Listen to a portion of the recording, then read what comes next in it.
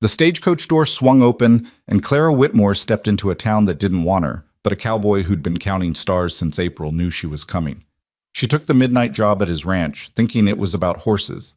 She had no idea Elias Cade had been preparing a cabin in the meadow, had been waiting with a ring his dying mother pressed into his palm, had been praying for the woman in the newspaper ad to be her. Tonight, everything would change. Stay with me until the end of this journey, and comment what city you're watching from so I can see how far Clara's story has traveled across the world. The February wind cut through Clara Whitmore's threadbare coat like a promise of suffering. She pressed her gloved hands, more holes than fabric now, against the frosted window of the stagecoach as it lurched over another rut in the mountain road. Through the ice-crystallized glass, she could see the town emerging from the gray afternoon like a memory half forgotten. Weathered buildings with painted signs, smoke rising from chimneys, horses tied to hitching posts, their breath making ghosts in the cold air. Willow Bend. The end of the line. The end of everything she'd known, and perhaps, if luck hadn't abandoned her entirely, the beginning of something she couldn't yet name. "This your stop, miss?" The driver's voice carried the gravel of too many years fighting wind and wilderness. He didn't look at her when he spoke, just kept his eyes fixed on the road ahead, where the town spread itself across the valley like a tired gambler's last hand. "Yes." Clara's voice came out smaller than she intended. She cleared her throat, tried again. "Yes, this is my stop." The driver grunted. "Ain't much here for a lady traveling alone. You got family in Willow Bend?" "I have a job." Clara touched the folded newspaper in her coat pocket, the paper worn soft from weeks of reading and rereading. "At Silver Ridge Ranch." The driver's hands tightened on the reins. For a long moment, he said nothing, and Clara felt something cold settle in her stomach that had nothing to do with the February wind. "Silver Ridge," he finally said. "That's Elias Cade's place." "You know him?" "Everyone knows him. Good man. Quiet. Keeps to himself since his father passed." The driver paused, seemed to be choosing his words carefully. "But miss, that advertisement you answered, the midnight shift, ain't no place for a lady. Them hours are dark and lonely, and a ranch that far out in the valley, well, it ain't proper." Clara felt the familiar spark of defiance that had carried her through the last terrible year ignite in her chest. "Proper is a luxury I can't afford, sir. I need this job." The stagecoach rattled into town, wheels crunching over half-frozen mud and scattered hay. Clara caught glimpses of life through the window, a woman hanging laundry despite the cold, two men arguing outside the general store, a child running after a dog, laughter spilling from somewhere she couldn't see. Normal life. The kind of life that had been stolen from her when the fever took her parents, when the bank took the house, when the world revealed itself to be far less kind than she'd been raised to believe. The coach jerked to a stop in front of a large building with a painted sign that read Rusty Spur Saloon. Even in the afternoon light, Clara could hear the muffled sounds of voices and piano music, could smell tobacco smoke and whiskey drifting through the walls. "The ranch owner said to meet him here at 4 o'clock, Clara said, checking the small watch pinned to her dress. Her mother's watch, one of the last things she hadn't been forced to sell. 3:45. She had 15 minutes. The driver climbed down and opened the coach door. Cold air rushed in, stealing Clara's breath. He offered his hand, his face weathered and concerned. "You sure about this, miss? I make the return trip day after tomorrow. Still time to change your mind. Head back east where a young woman might have better prospects." Clara took his hand and stepped down onto the muddy street. Her boots, resoled twice now and barely holding together, sank slightly into the half-frozen ground. She looked up at the driver and smiled, though it felt like lifting something heavy. "Thank you for your concern, but I didn't come all this way to turn back now." She paid him the last of her traveling money, 50 cents that left her with exactly $3.15 to her name, and took her battered carpet bag from the luggage rack. Everything she owned in the world fit in that one bag: 2 dresses, a nightgown, her mother's Bible, her father's fountain pen, and a photograph of her family taken 5 years ago when the world still made sense. The stagecoach pulled away, leaving Clara standing alone in the street. People passed by, cowboys with dust on their clothes, women with shopping baskets, a group of men who stopped their conversation to stare at her with undisguised curiosity. Clara felt their eyes like brands. She was an outsider here, a woman alone in a frontier town where women alone were either widows or worse. She lifted her chin and walked toward the rusty Spur saloon. The doors swung open before she could reach them, and a man stumbled out, already drunk though the sun hadn't set. He nearly collided with Clara, caught himself on the railing, and looked at her with bleary eyes. "Well, well," he slurred, "what's a little dove like you doing out here? You lost, sweetheart?" "Excuse me." Clara stepped around him, her heart hammering. "Hey now, don't be unfriendly." His hand caught her arm. "Let me buy you a drink, introduce you to some real men who—" The lady said, "Excuse me." The voice came from the doorway of the saloon, deep, quiet, and carrying the kind of authority that needed no volume to be heard. "I suggest you listen." The drunk man's hand dropped from Clara's arm immediately. "Didn't mean nothing by it, Cade. Just being friendly." "Be friendly somewhere else." The drunk man shuffled away, muttering under his breath. Clara looked up at the man who'd spoken, Elias Cade, it had to be, and felt something in her chest go still and strange. He was tall, perhaps 30 years old, with broad shoulders and the kind of lean strength that came from work, not leisure. His face was weathered but not unkind, with a strong jaw shadowed by a few days' stubble, and eyes the color of a storm rolling across gray mountains, silver blue and watchful. He wore a dark shirt, leather vest, and a gun belt that sat on his hips like it belonged there. His hat shadowed his face, but even in the dim afternoon light, Clara could see the weight he carried in the set of his shoulders, the careful way he held himself, as if he'd learned long ago not to ask the world for anything he didn't earn. "Miss Whitmore?" he asked. "Yes." Clara's voice came out steadier than she felt. "And you're Mr. Cade?" He nodded once, sharp and efficient. His eyes moved over her face, her worn coat, her carpet bag, taking in details with the swift assessment of a man who'd learned to read people for survival. Whatever he saw there seemed to satisfy something, because the tension in his jaw eased slightly. "You came," he said, and there was something in his voice Clara couldn't quite name. Relief, maybe, or surprise. "I wasn't sure you would." "Your advertisement promised good pay and honest work," Clara said. "That's all I need. It's hard work, midnight to dawn, 6 nights a week. The mares are foaling early this season, and they need watching through the night. It's cold, it's lonely, and it's not work most women would take." "Then it's fortunate I'm not most women." Clara met his eyes directly, letting him see that she meant it. "I need this job, Mr. Cade. I'll work harder than any man you could hire, and I won't complain. Just give me the chance to prove it." For a long moment, Elias Cade said nothing.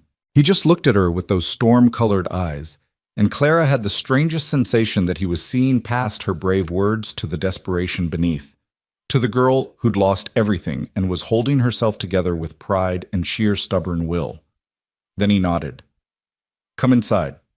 We'll talk terms over coffee, and then I'll take you to the ranch." He held the saloon door open for her. Clara took a breath, adjusted her grip on her carpet bag, and walked inside. The rusty Spur saloon was exactly what Clara expected, and nothing like she'd imagined. The interior was dim, lit by oil lamps and the gray afternoon light filtering through dusty windows. The air smelled of tobacco, whiskey, sawdust, and coffee. A long bar ran the length of one wall, polished wood scarred by years of glasses and elbows. Tables filled the space, most of them occupied by men playing cards, drinking, or simply sitting in weary silence. A piano sat in the corner, silent now, its keys yellowed like old teeth. Every single person in the room stopped what they were doing when Clara walked in. The silence was sudden and absolute. Cards hung suspended mid-deal, glasses paused halfway to lips. Conversations died mid-sentence. Clara felt the weight of 24 pairs of eyes settle on her like snow accumulating on weak branches. A woman in a saloon in the middle of the afternoon. A woman who clearly wasn't a working girl, wasn't dressed in silk or paint, wasn't smiling the practiced smile of someone selling something. Just a woman, alone, with a carpet bag and desperation in the lines of her face. "Back to your business, boys," Elias said quietly, and somehow that quiet voice carried to every corner of the room. "The ladies with me." The saloon slowly came back to life. Conversations resumed in lower tones. Cards were dealt again. But Clara could still feel the glances, the curiosity, the judgment. She followed Elias to a table in the back corner, the darkest, most private spot in the room, and sat down with her back to the wall, her carpet bag clutched in her lap like armor. Elias settled into the chair across from her, his movements economical and deliberate. He caught the eye of the bartender, a heavy-set man with impressive mustaches, and held up 2 fingers. The bartender nodded and began preparing coffee. "You'll have to forgive the attention," Elias said. "Willow Bend doesn't see many newcomers, especially not young women traveling alone. They'll gossip for a day or two, then move on to something else." "I'm used to being talked about," Clara said, surprised by the bitterness in her own voice.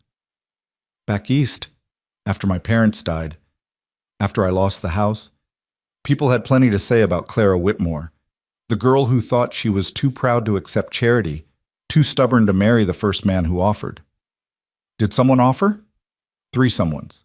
One was 60 years old and looking for a nurse more than a wife.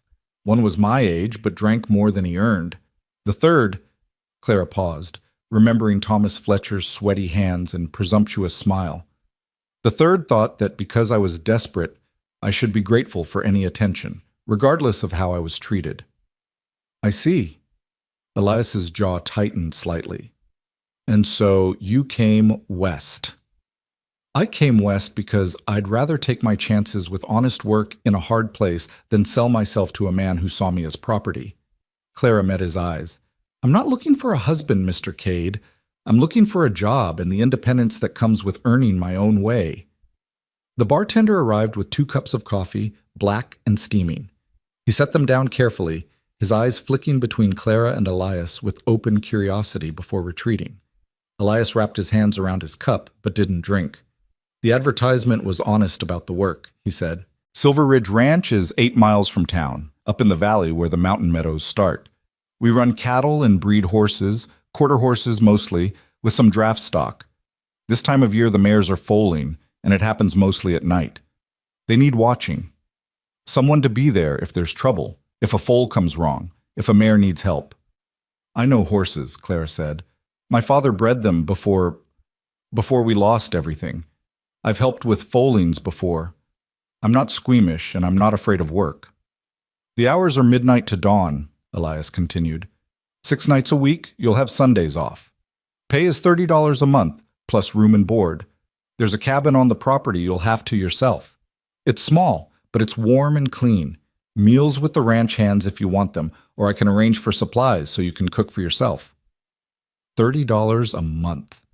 Clara did the calculation quickly. More money than she'd ever made in her life. More than most women could earn unless they were teachers or seamstresses with years of experience. It was generous. Almost too generous. "Why so much?" she asked bluntly. "You could hire a ranch hand for less." "I could," Elias agreed, "but I need someone I can trust. Someone who won't show up drunk, won't fall asleep on watch, won't rough up the horses if they get frustrated. I need someone with a gentle hand and a steady nerve." He paused, and something shifted in his expression, something vulnerable that he quickly shuddered away. "And I need someone who understands that these animals aren't just livestock. They matter." The way he said it, "they matter," made Clara's chest ache with recognition. She understood, in that moment, that Elias Cade was a man who'd learned to pour his capacity for care into things that couldn't leave him, couldn't die unexpectedly, couldn't be taken away by banks or fever or the casual cruelty of the world. "They matter to me too," Clara said quietly. "When do I start?" "Tonight, if you're willing. I'll take you to the ranch now, get you settled in the cabin, show you around the stables. The first mare is due any day now. Could be tonight, could be next week. Nature keeps her own schedule." "I'm willing." Clara wrapped her hands around the coffee cup, letting the warmth seep into her cold fingers.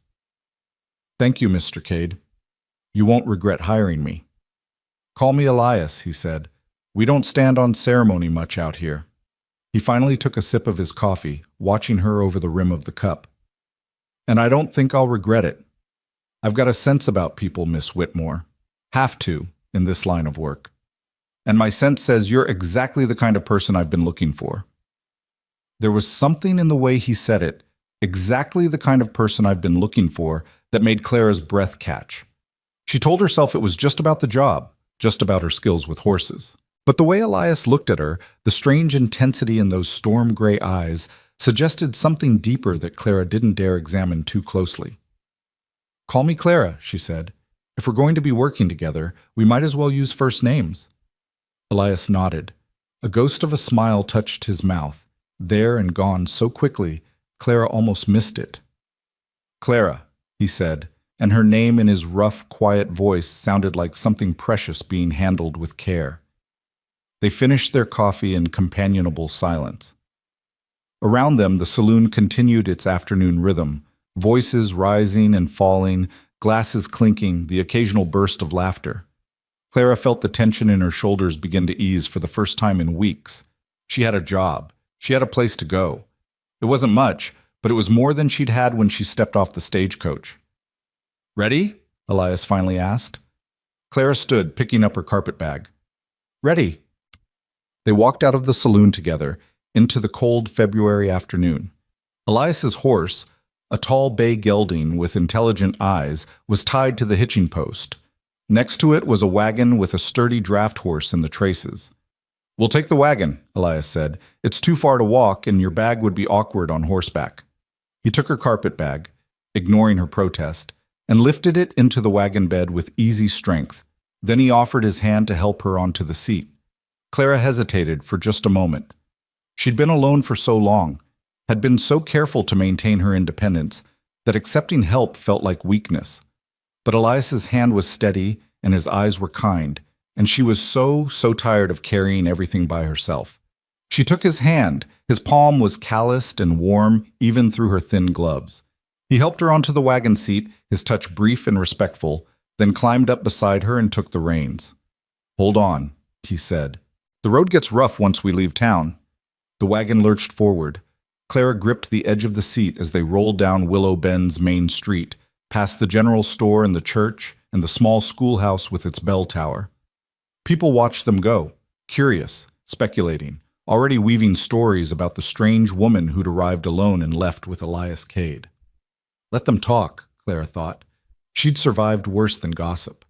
The town fell away behind them, and the valley opened up ahead, vast and beautiful and terrifying in its emptiness. Mountains rose on either side, their peaks still white with winter snow. The road wound through scattered pines and bare aspens, following the curve of a half-frozen creek. The only sounds were the creak of the wagon, the steady clop of the draft horse's hooves, and the wind singing through the trees. "It's beautiful," Clara said, unable to keep the awe from her voice. "It is," Elias agreed. "Harsh, but beautiful. It can be lonely out here, especially in winter when the snow comes and the valley gets cut off from town for weeks at a time. Some people can't take it, the isolation, the silence. They come out here thinking they want freedom and space, but what they really want is escape. And escape isn't the same thing." Clara considered that. What's the difference? Escape is running from something. Freedom is running toward something.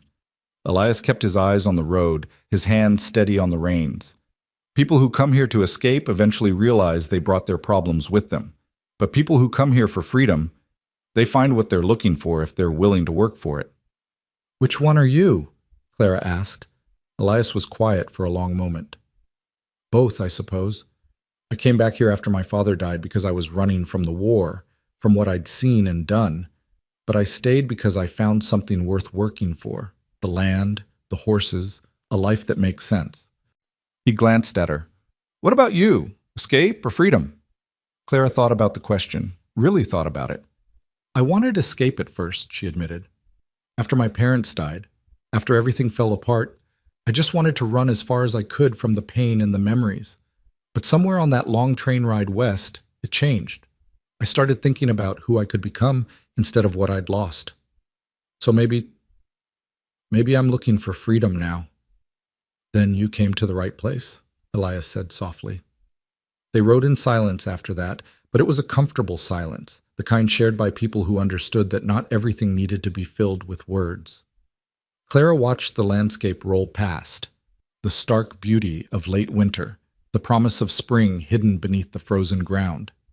She thought about the year behind her, the grief and loss and desperate struggle, and felt something in her chest begin to ease. Not hope? Not yet. But perhaps the possibility of hope, which was something.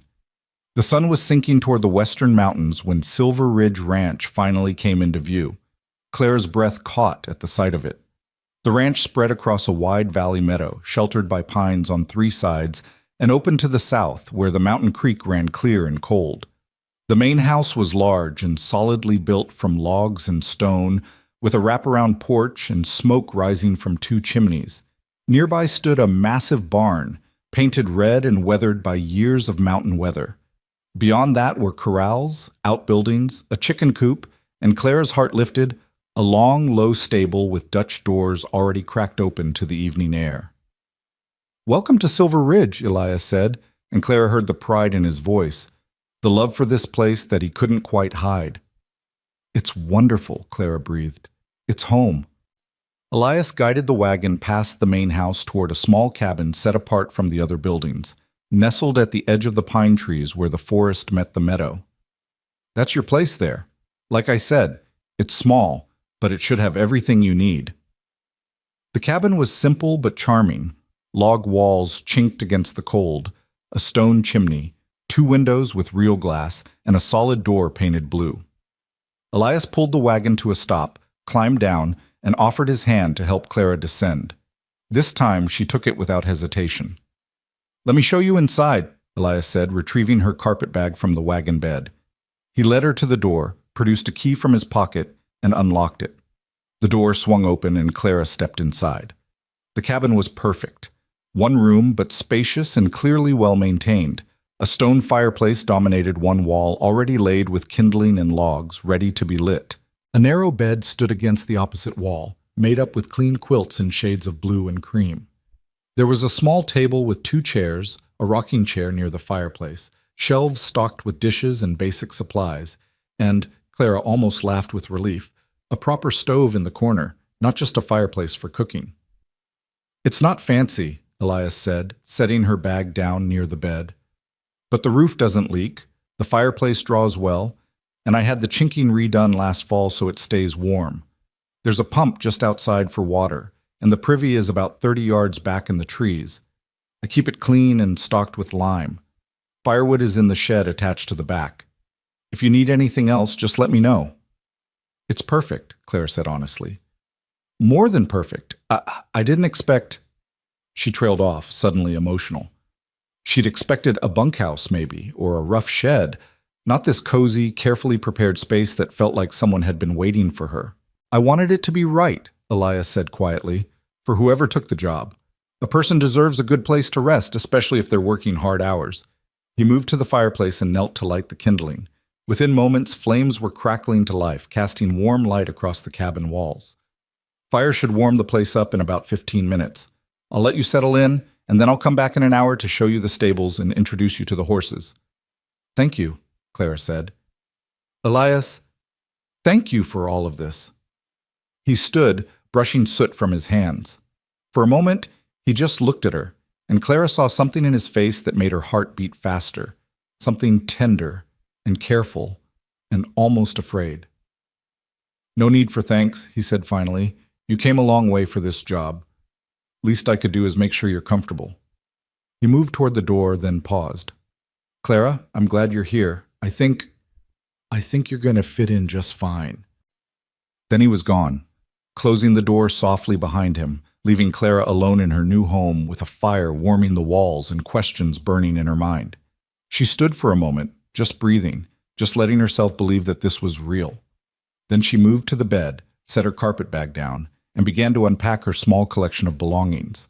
Her dresses went on hooks on the wall. Her mother's Bible went on the table beside the bed. Her father's fountain pen and the family photograph went on the shelf above the fireplace, where she could see them and remember, but not be overwhelmed by memory. When everything was put away, Clara sat in the rocking chair near the fire and closed her eyes. The warmth seeped into her bones, chasing away the cold that had lived in her body for months. She let herself rest, just for a moment, let herself acknowledge how far she'd come and how much farther she had to go. Outside, she could hear the ranch coming to life for evening, voices calling to each other, horses neighing, the distant lowing of cattle. The sounds of a working place, a living place, a place where she might, just might, find the freedom she'd been searching for.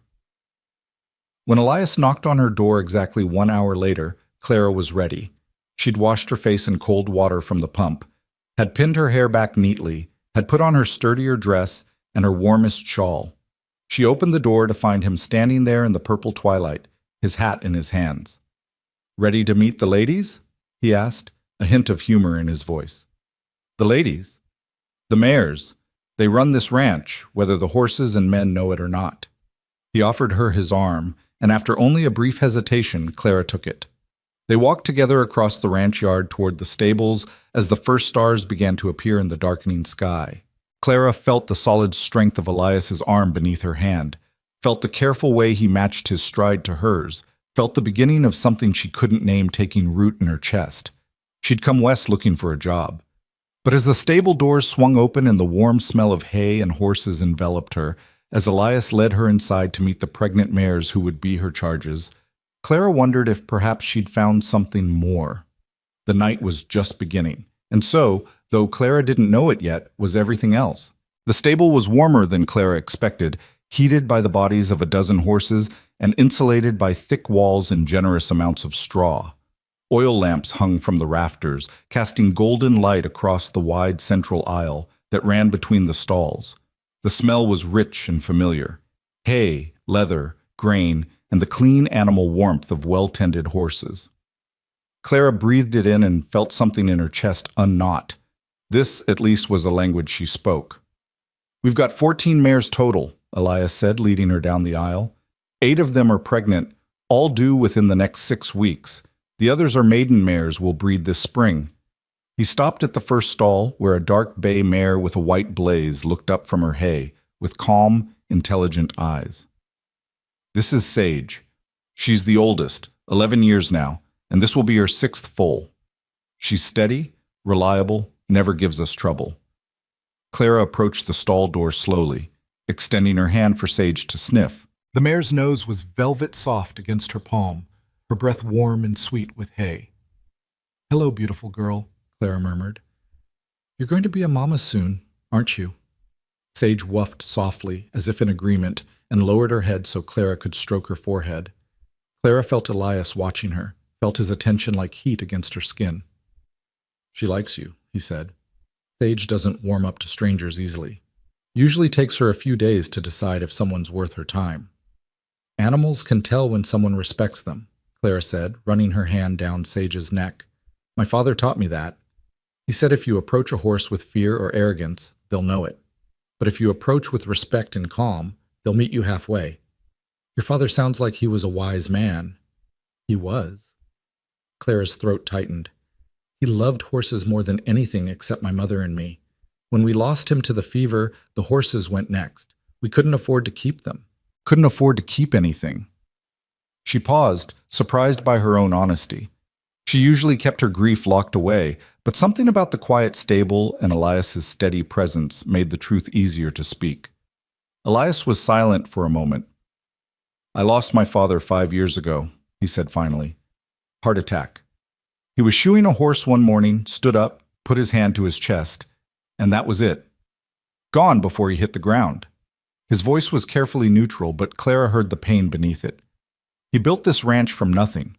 Came out here with my mother in '68 when this valley was still wild and dangerous, fought off mountain lions, survived winters that killed their neighbors, turned raw land into something beautiful, and then one day his heart just stopped." "I'm sorry," Clara said softly. "So am I." Elias moved to the next stall. "This is Willow. She's younger, only 4, and this is her first foal. She's a little nervous, so she'll need extra watching."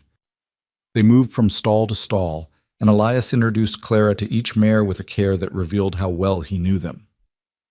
There was Cricket, a dappled gray with a sweet temperament. Morning Star, a palomino who liked to steal tools from the ranch hand's pockets. Rosie, a compact sorrel with a stubborn streak. Luna, an elegant black mare who'd been his mother's favorite. Each horse had a personality, a history, a place in the careful world Elias had built. By the time they reached the last stall, Clara's heart was full, and her mind was racing with information. Which mares were close to foaling, which ones needed special attention, What signs to watch for that might indicate trouble? The last one is Starlight, Elias said, and something in his voice changed, became softer, more vulnerable. She's special. Clara looked into the stall and understood immediately why. Starlight was the most beautiful horse Clara had ever seen, a pale gray that was almost white, with a flowing mane and tail like silver silk, and eyes that seemed to hold all the wisdom of the mountains. She was heavily pregnant, her belly round and low, and she moved with the careful dignity of a queen approaching her coronation. She was my mother's last foal, Elias said quietly. Born the spring before my mother died. Ma hand-raised her, spent hours every day talking to her, gentling her. Said Starlight was going to be something extraordinary.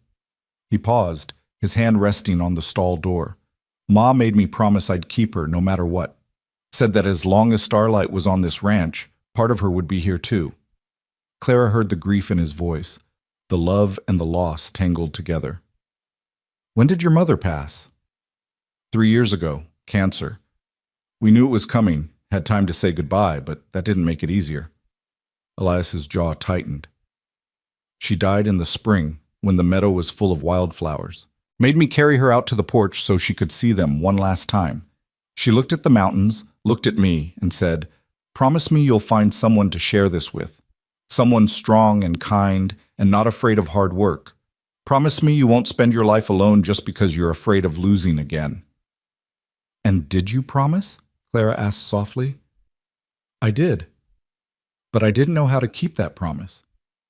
He finally looked at her, his storm gray eyes dark with emotion. Until maybe now. The air between them suddenly felt charged, alive with something unspoken. Clara's breath caught. She wanted to ask what he meant, wanted to understand the weight she heard in his words. But before she could speak, a sound echoed through the stable, a low, distressed whicker from one of the stalls. Elias's head snapped up immediately.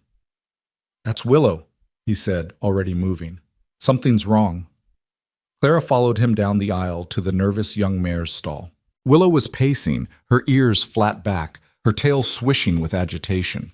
As Clara watched, the mare stopped, stretched her neck out, and curled her lip, a clear sign of discomfort. "Is she in labor?" Clara asked. "Early stages, looks like." Elias opened the stall door carefully. "But she's 2 weeks early, and first-time mothers sometimes have trouble. I need to examine her, see how she's progressing." For the next hour, Clara watched as Elias worked with quiet competence, his hands gentle despite their size, his voice low and calming as he examined the restless mare. He explained everything he was doing, teaching Clara the signs to watch for, the stages of labor, the timeline, what was normal, and what required intervention. Willow's labor was progressing, but slowly, too slowly. "She's anxious," Elias said, backing out of the stall. "First-time mothers sometimes stall out if they don't feel safe. We'll need to watch her close tonight. If she hasn't progressed in the next few hours, I may need to help her along." "I can stay," Claire offered immediately. "Watch her. It's what you hired me for, isn't it?" Elias hesitated. "Your first night, though. You should rest, get settled in properly before—" "I'm already settled," Clara interrupted, "and I'm not afraid of jumping straight into work. Show me what to watch for, and I'll call you if something changes." For a moment she thought he might argue, but then he nodded, something like relief crossing his face. "All right, but I'll stay too, at least for a few hours. Make sure you know what you're doing before I leave you alone." They settled into the rhythm of waiting, that particular kind of vigilance that horse people knew well, where every shift in sound might mean something or nothing at all. Elias brought a pot of coffee from the ranch house and 2 tin cups. They sat on hay bales outside Willow's stall, watching the young mare pace and pause, her body working through ancient instincts. "Tell me about your life back east," Elias said after a while. "Before everything changed." Clara wrapped her hands around her coffee cup, grateful for its warmth. "It seems like a different life now. Like it happened to someone else." She paused, gathering her thoughts. "We weren't wealthy, but we were comfortable. My father bred horses for wealthy clients, driving horses mostly, elegant matched pairs for carriages. My mother kept house and gave piano lessons. We had a small farm outside Baltimore, enough land for the horses and a garden, It was, it was good. Sounds peaceful. It was. Until the fever came. Clara's voice went flat. Summer of '73. It swept through our county like wildfire. My mother got sick first, then my father. I nursed them both for 3 weeks, barely sleeping, barely eating. But it wasn't enough. They died within 2 days of each other. She stopped, swallowed hard. I survived. I don't know why. Sometimes I wished I hadn't.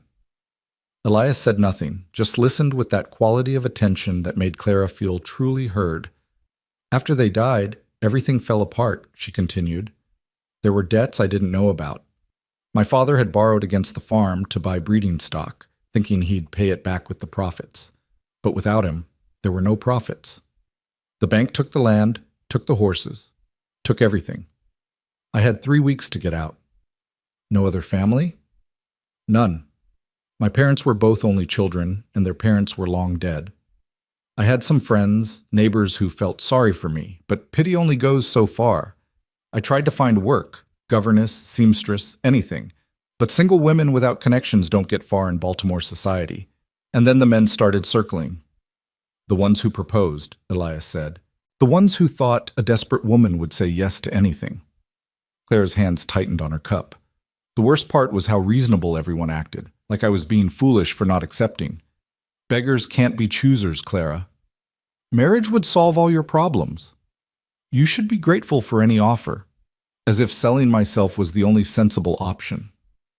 But you refused. I refused. Clara met his eyes. I'd rather starve with my dignity than eat well on my knees. So I sold everything I could, my mother's jewelry, my father's pocket watch, anything of value, bought a train ticket west, and answered your advertisement. And here I am. Here you are, Elias echoed. He was quiet for a moment, then said, I admire that. The courage it takes to choose the hard path because it's honest rather than the easy path that costs your soul.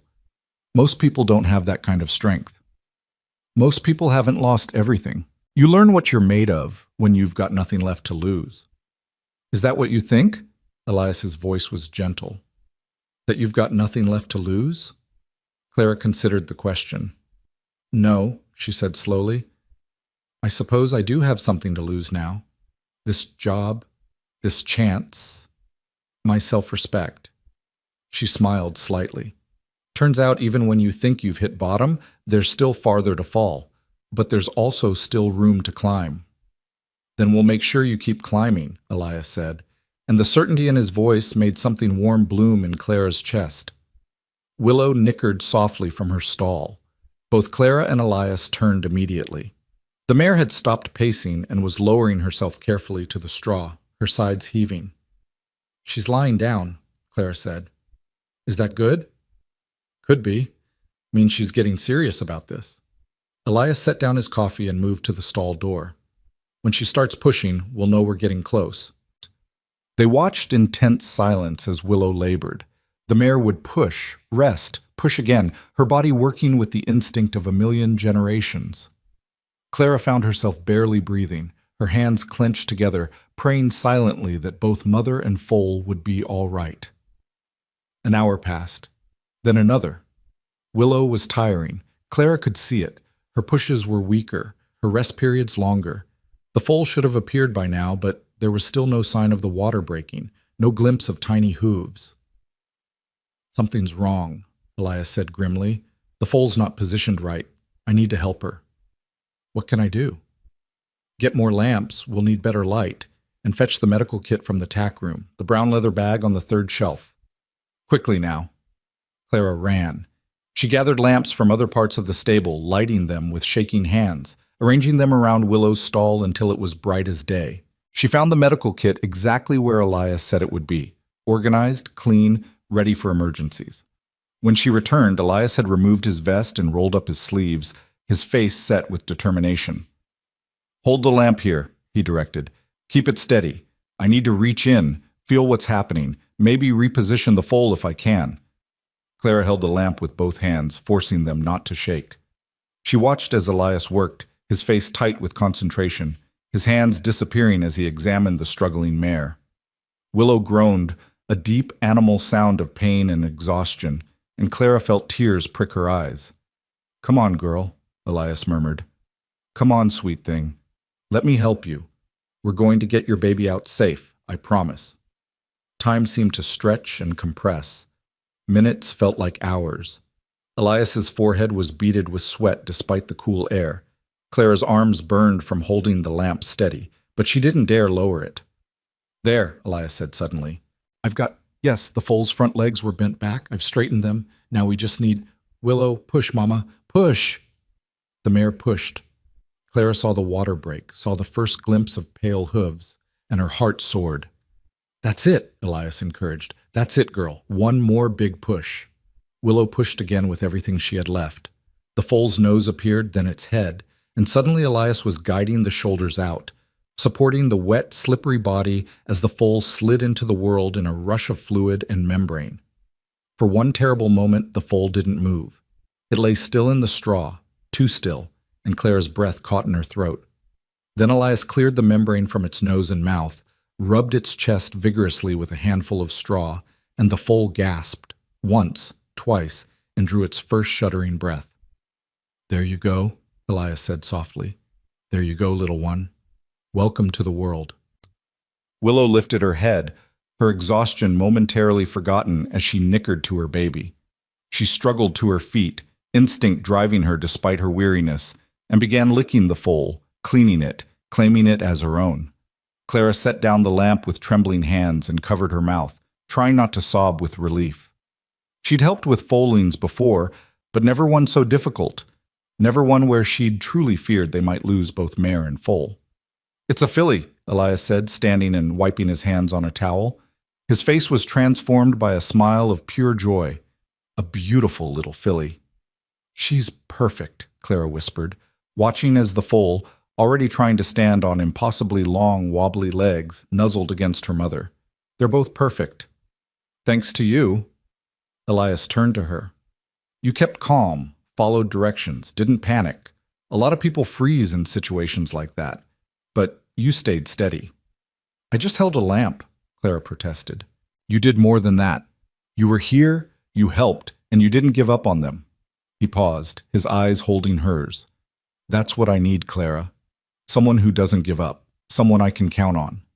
The weight of his words settled over Clara like a blanket.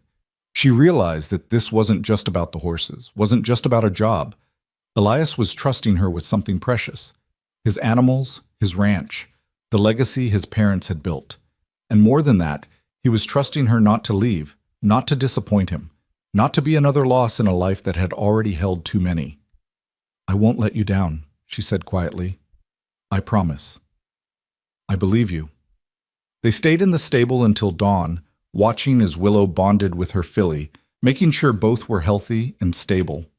The foal was nursing well, her tiny tail swishing with contentment. Willow was exhausted but peaceful, the trauma of the difficult birth already fading as maternal instinct took over. By the time the first gray light of morning crept through the stable windows, Clara was swaying with weariness.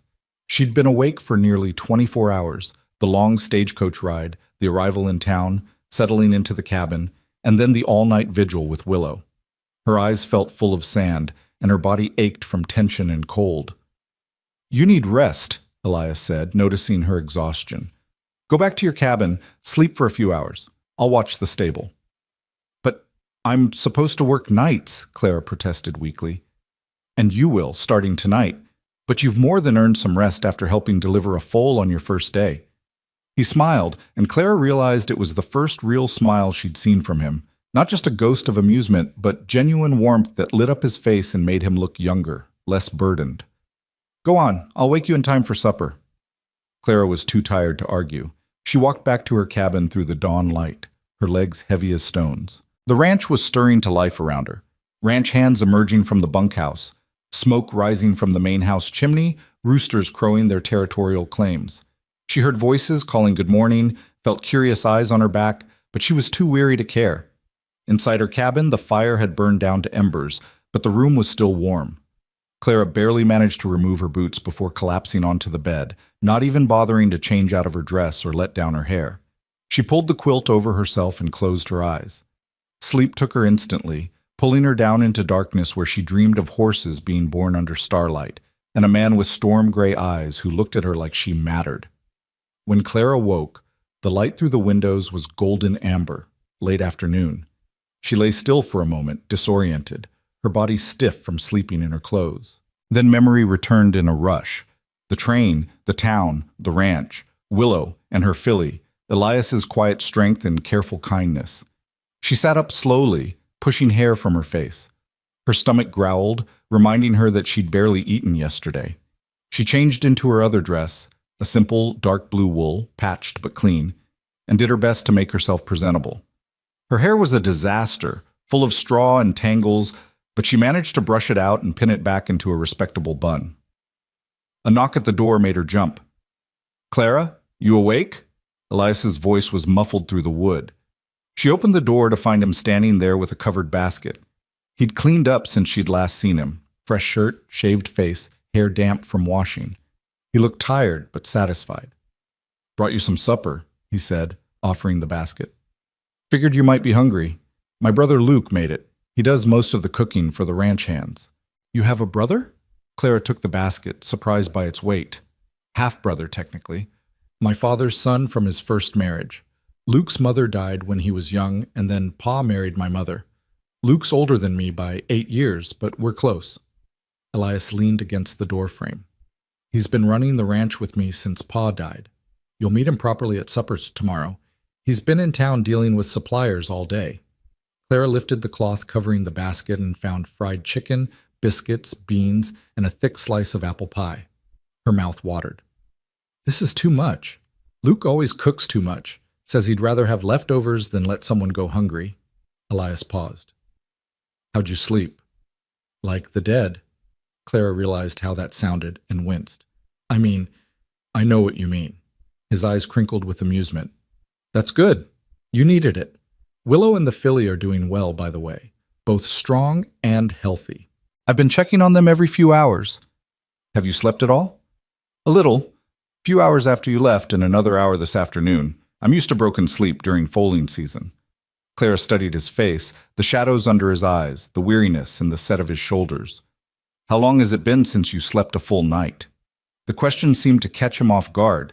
He was quiet for a moment, then said, "Honestly, since my father died. 5 years." "5 years?"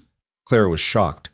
"But Elias, that's not healthy. You can't—" "I manage," he cut her off gently. "I've learned to get by on short stretches, but that's part of why I hired you. The nights are the hardest.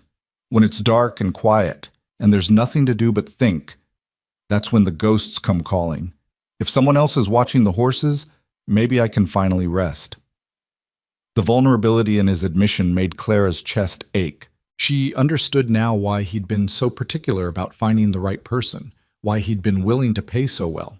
It wasn't just about the horses. It was about survival, his own. "Then I'll watch well," she said firmly. "Starting tonight, you go to bed at a decent hour and actually sleep, and I'll make sure nothing goes wrong in the stable." "You're sure? Second night in a row is going to be hard, especially with broken sleep today." "I'm sure." Clara met his eyes. "Let me do the job you hired me for, Elias. Let me help." Something shifted in his expression, gratitude and relief, and something deeper that Clara didn't have a name for. "All right," he said softly. "I'll show you the full routine after you eat, answer any questions you have, and then I'll try to sleep." "Good."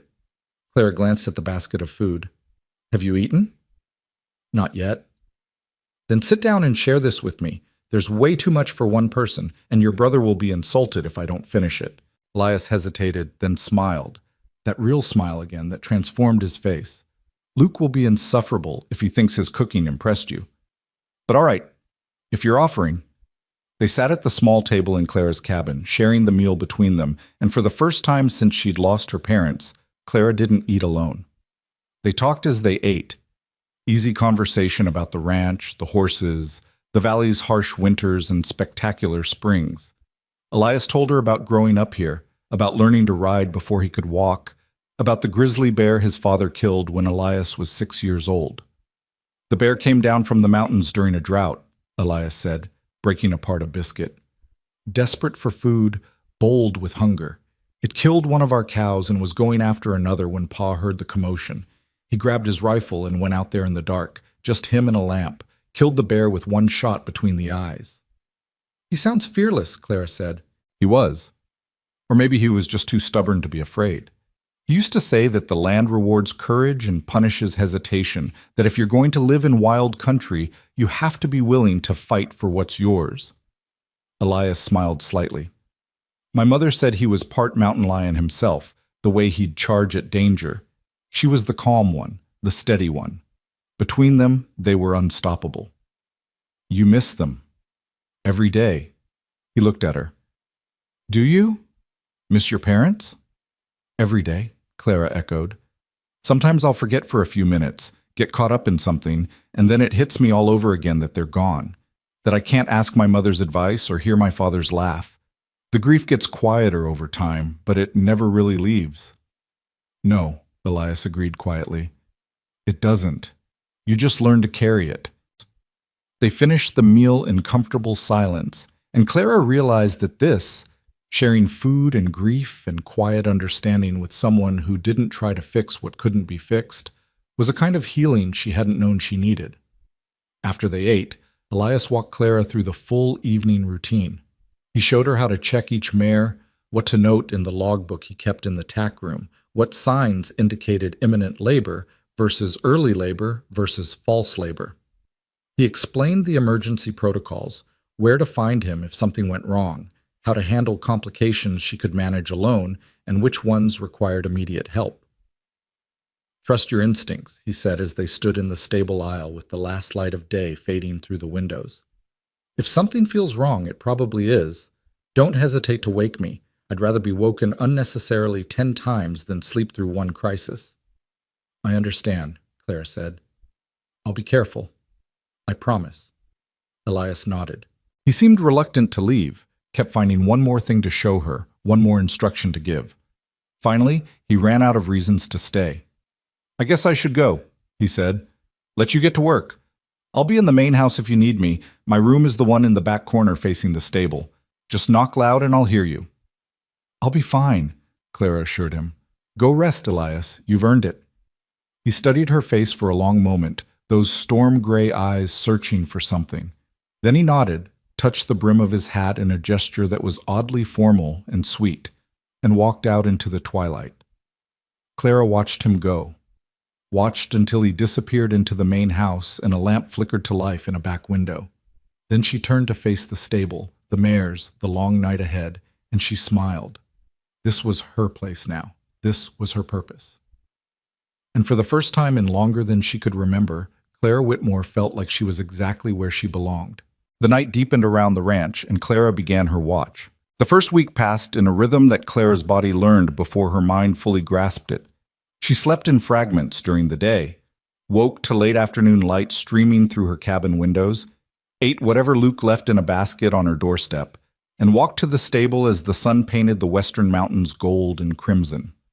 The nights were long and cold, and punctuated by the sounds of horses shifting in their stalls, wind rattling the stable doors, and her own footsteps on the wooden floor as she made her rounds every hour. 3 more mares foaled during that first week. Cricket delivered twin fillies on the 3rd night, a rare and dangerous occurrence that had Clara running for Elias at 2 in the morning. He'd arrived within minutes, hair disheveled and shirt buttoned wrong, and together they'd guided both foals safely into the world. Morning Star foaled easily on the 5th night, producing a sturdy colt with his mother's palomino coloring. And Rosie, the stubborn sorrel, had labored for 6 hours before finally delivering a filly, so small and perfect that Clara had cried when the foal took her first wobbly steps. Each morning, just before dawn, Elias would appear in the stable to relieve her. He never looked fully rested despite Clara's presence allowing him to sleep, but the shadows under his eyes had lightened somewhat, and occasionally she'd catch him humming as he worked, a sure sign that the burden he carried was easing, even if only slightly. They would talk during those dawn transitions, sharing coffee from the pot Clara kept warm on the small stove in the tack room. Elias would ask about the night's events, would examine each mare and foal with careful attention, would enter notes in his meticulous logbook. And Clara would ask questions about the ranch's history, about the horse's bloodlines, about his plans for the upcoming breeding season, and Elias would answer with a patience that suggested he was grateful for her genuine interest. On the 8th morning, as pink light flooded the valley and Clara was preparing to return to her cabin, Elias said, "You're settling in well, better than I hoped." Clara looked up from where she was closing the logbook. "You had doubts?" "Not doubts exactly, just uncertainty. Taking a chance on someone you've never met, trusting them with something this important. It's a risk, but you've proven yourself 10 times over already." "I told you I wouldn't let you down." Clara handed him the logbook, their fingers brushing briefly in the exchange. The casual touch sent an unexpected warmth through her, and she pulled her hand back quickly, suddenly flustered. If Elias noticed, he didn't show it. "Luke wants to meet you properly," he said. "He's been complaining all week that you eat his food, but he never sees you. Would you join us for supper tonight before your shift?" "Nothing fancy, just the 3 of us at the main house." Clara hesitated. She'd caught glimpses of Luke during her comings and goings, a tall man with lighter hair than Elias and an easy smile, but they'd never spoken beyond brief nods of acknowledgement. The invitation felt significant somehow, like she was being asked to step across an invisible boundary from employee to something more integrated into the ranch's daily life. "I'd like that," she said finally. "What time?" 6 o'clock. I'll come fetch you." That afternoon, Clara woke early and took extra care with her appearance. She washed her hair in cold water from the pump, working out the tangles with her mother's ivory comb. She put on her better dress, dark green wool with cream-colored lace at the collar, one of the few nice things she'd managed to keep from her old life. She pinned her hair up carefully, allowing a few soft curls to frame her face, and even pinched her cheeks to bring color to her pale skin. When Elias knocked at 6, Clara opened the door feeling uncharacteristically nervous. His reaction was worth the effort. He stood frozen for a moment, his hat in his hands, and something flickered across his face that made Clara's breath catch. "You look," he started, then stopped. "That is, I mean," he cleared his throat. "That's a beautiful dress." "Thank you," Clara said, feeling her cheeks warm. "I wanted to make a good impression on your brother." "You will," Elias said, and the way he looked at her suggested he wasn't thinking about his brother at all. They walked across the ranch yard together in the evening light. The main house looked warm and inviting, with smoke curling from both chimneys and the glow of lamps visible through the windows. Clara could smell something delicious cooking, roasted meat and fresh bread, and something sweet that made her stomach growl despite her nerves. Elias opened the door for her, and Clara stepped into a home that took her breath away. The interior was rustic but beautifully maintained, with log walls polished to a golden gleam and wide plank floors covered with thick woven rugs. A massive stone fireplace dominated one wall, big enough to roast a whole pig, with a crackling fire that filled the room with warmth and dancing light. The furniture was solid and handmade, a large wooden table that could seat a dozen people, chairs with carved backs, a comfortable-looking sofa covered in worn leather, shelves lined with books. Photographs and paintings hung on the walls, most of them depicting the ranch and the valley in different seasons. "It's beautiful," Clara breathed. "Ma's doing, mostly," Elias said, removing his hat and hanging it on a peg by the door. "She had a talent for making a place feel like home. Luke and I try to keep it the way she had it." "Well, you're doing a terrible job if you keep letting Elias track mud across my clean floors." The voice came from the kitchen area, warm with humor. A moment later, Luke appeared, wiping his hands on a towel. "You must be Clara. I'm Luke Cade, the better-looking and more charming of the Cade brothers." Clara couldn't help but smile. Luke was indeed handsome, taller than Elias by an inch or two, with sandy blonde hair, warm brown eyes, and an open, friendly face that invited trust. Where Elias was quiet intensity and guarded emotion, Luke radiated easy confidence and genuine warmth. "It's a pleasure to meet you properly," Clara said, offering her hand. Luke took it, but instead of shaking it, he bowed over it with exaggerated gallantry. "The pleasure is entirely mine. Any woman brave enough to work midnight shifts in a freezing stable and eat my cooking without complaint is worthy of the highest respect." "Your cooking is wonderful," Clara said honestly.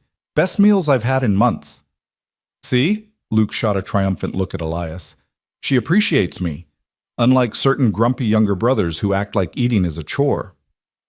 I appreciate you, Elias protested. I just don't feel the need to shower you with constant praise for doing something you already know you're good at. That's because you have the emotional range of a fence post. Luke turned back to Clara, grinning. Don't let his brooding fool you. Deep down, very deep down, beneath layers of stoic silence and cowboy posturing, he's actually capable of human feelings. Clara laughed, charmed despite herself. I'll keep that in mind. Good. Now come sit down. Dinner's almost ready, and I want to hear everything about how you've managed to survive a week of Elias's company without running screaming back to civilization. The meal was magnificent. Luke had prepared roasted venison with herbs, potatoes cooked in butter and cream, fresh bread that was still warm from the oven, and green beans preserved from last summer's garden. For dessert, there was apple pie with a flaky crust that melted on the tongue. Clara ate more than she had in weeks, savoring every bite, feeling strength seep back into her body with each mouthful. The conversation flowed easily, mostly guided by Luke's endless questions and storytelling. He wanted to know everything about Clara, where she came from, what her life had been like back east, how she'd learned about horses, what she thought of Montana Territory so far. Clara found herself answering honestly, her usual guardedness lowered by Luke's genuine interest and the comfortable warmth of the house. Elias was quieter, but Clara caught him watching her throughout the meal with an expression she couldn't quite read. Once, when Luke was in the kitchen fetching more coffee, Elias leaned across the table and said softly, "He likes you. Luke's usually more reserved with strangers." "I like him too," Clara said. "He's easy to talk to." Something flickered in Elias's eyes.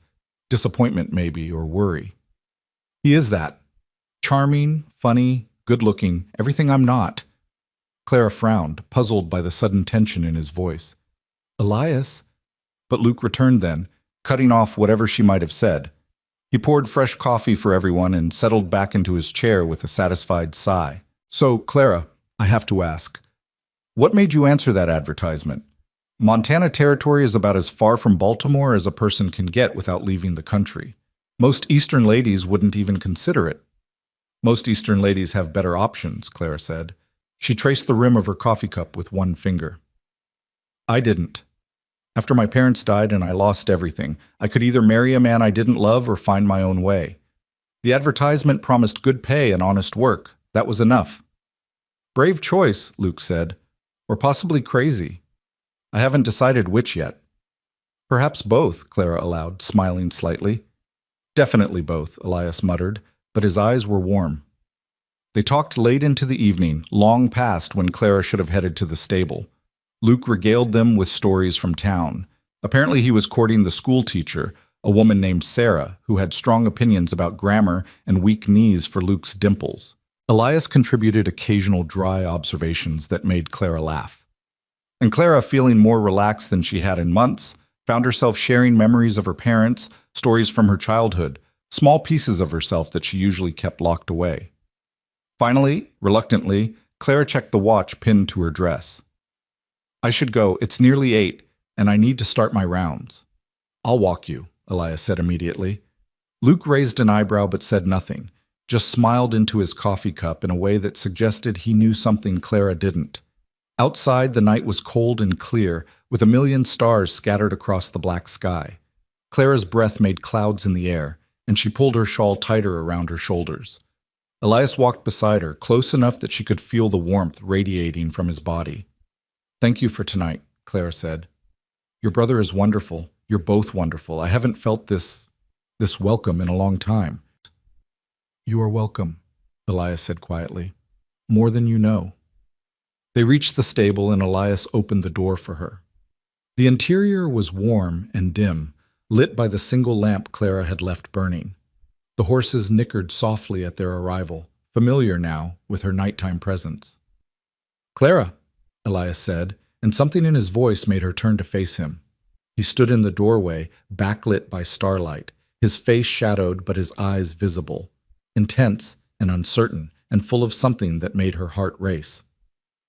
"There's something I need to tell you, something I should have said before, but I didn't know how, or if I even should. But Luke thinks I'm being an idiot, and maybe he's right. And, Elias, Clara stepped closer, drawn by the raw vulnerability in his voice. Just say it. He took a breath. I put that advertisement in the newspaper last October, after the summer breeding season was done and I knew I'd need help with the spring foaling. I thought I was just looking for a competent ranch hand, someone reliable and skilled, but when I wrote the advertisement, something made me add the words good pay and room included. I told myself it was just to attract better candidates, but the truth is, he paused, seeming to gather his courage. The truth is, I was hoping for someone like you. Someone who needed a new start. Someone who'd see this place the way I see it, not just as a job, but as a home. Clara's breath caught. Elias, wait, let me finish. He stepped closer, and Clara could see his face now, could see the hope and fear warring in his expression. When you walked into that saloon, when I saw you standing there with your worn coat and your proud eyes and your chin lifted like you were daring the world to break you, I knew. I knew you were the one I'd been waiting for, not just to watch the horses, but to... He stopped, shook his head. I'm not saying this right. What I'm trying to say is... The sound of hoofbeats cut through the night, fast and urgent. Both Clara and Elias turned toward the noise. A rider was approaching the ranch at a gallop, pushing his horse hard through the darkness. Something's wrong, Elias said, instantly alert. He strode out of the stable, Clara following close behind. The rider pulled up in the yard, his horse lathered and blowing hard. Clara recognized him. Tom, one of the ranch hands who worked the north pasture. His face was pale in the starlight. Boss, Tom shouted, swinging down from his horse. We got trouble.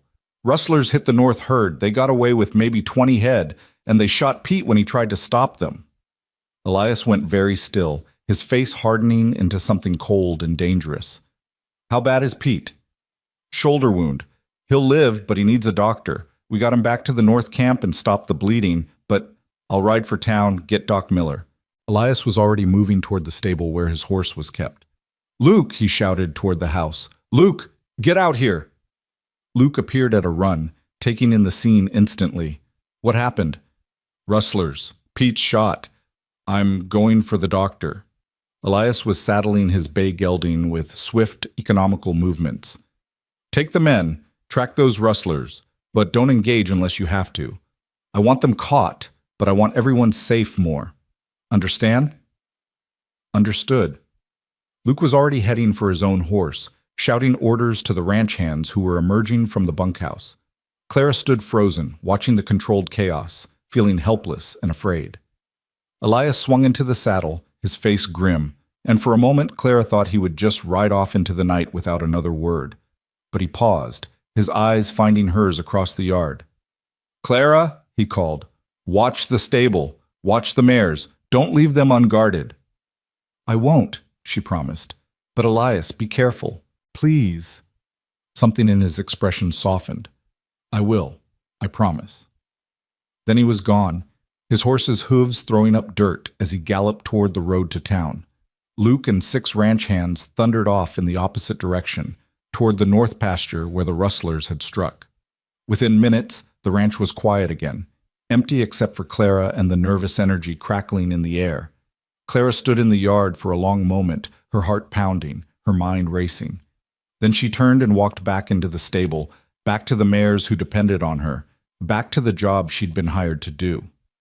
The confession Elias had been building toward, whatever he'd been about to say before they were interrupted, would have to wait. But as she made her rounds, checking each mare, noting their conditions in the logbook, Clara couldn't stop thinking about his words. I knew you were the one I'd been waiting for. What had he meant by that? Just someone to help with the ranch or something more? And why did the possibility of something more make her heart race and her hands tremble? She'd come west looking for independence, for a job, for freedom from men who saw her as property. She'd promised herself she wouldn't be foolish enough to fall for the first kind man she met, wouldn't confuse gratitude with deeper feeling, wouldn't risk her hard-won independence for anything. But Elias Cade wasn't just any man. He was complicated and quiet and burdened by ghosts, yes, but he was also steady and honorable and surprisingly gentle. He'd given her work and shelter without asking anything in return except her skill and dedication. He'd shared his table, his home, his brother. He'd looked at her not like someone to be saved or conquered, but like someone worthy of respect.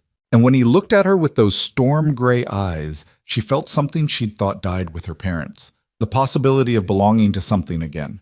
Not in the way women were supposed to belong to men, as possessions, but in the deeper way that two people belong to each other when they choose it freely.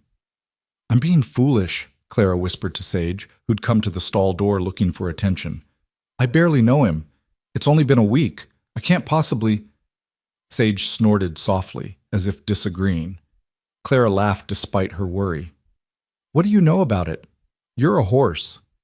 But horses, Clara had learned long ago, often understood things that humans missed.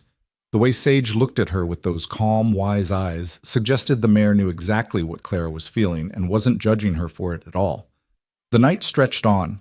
Clara walked her rounds, tended to the mares, kept the fire in the small stove burning. But part of her attention was always turned toward the darkness beyond the stable walls, listening for the sound of returning horses, praying that Elias would come back safely. It was nearly 3 a.m. when she heard hoofbeats approaching. Clara's heart leaped, and she rushed to the stable door. Elias rode into the yard, his horse tired but not lathered. Behind him, moving more slowly, came a wagon driven by a heavy-set man Clara assumed was the doctor. The wagon rumbled past the stable, heading toward the north pasture, and Elias swung down from his horse. Clara met him at the door. "Is Pete?" "He'll be fine. Doc says the bullet went clean through, missed anything vital. He'll be laid up for a few weeks, but he'll recover." Elias's voice was hoarse with exhaustion. "Luke and the men caught up with the rustlers about 5 miles out, ran them off, recovered most of the cattle. Looks like they were from that gang that's been working the territory, the Jackson brothers and their crew." "Did anyone else get hurt?" "Few scrapes and bruises, but nothing serious. Luke's bringing everyone back now. They should be here within the hour." Elias ran a hand through his hair, looking suddenly deflated. Could have been so much worse.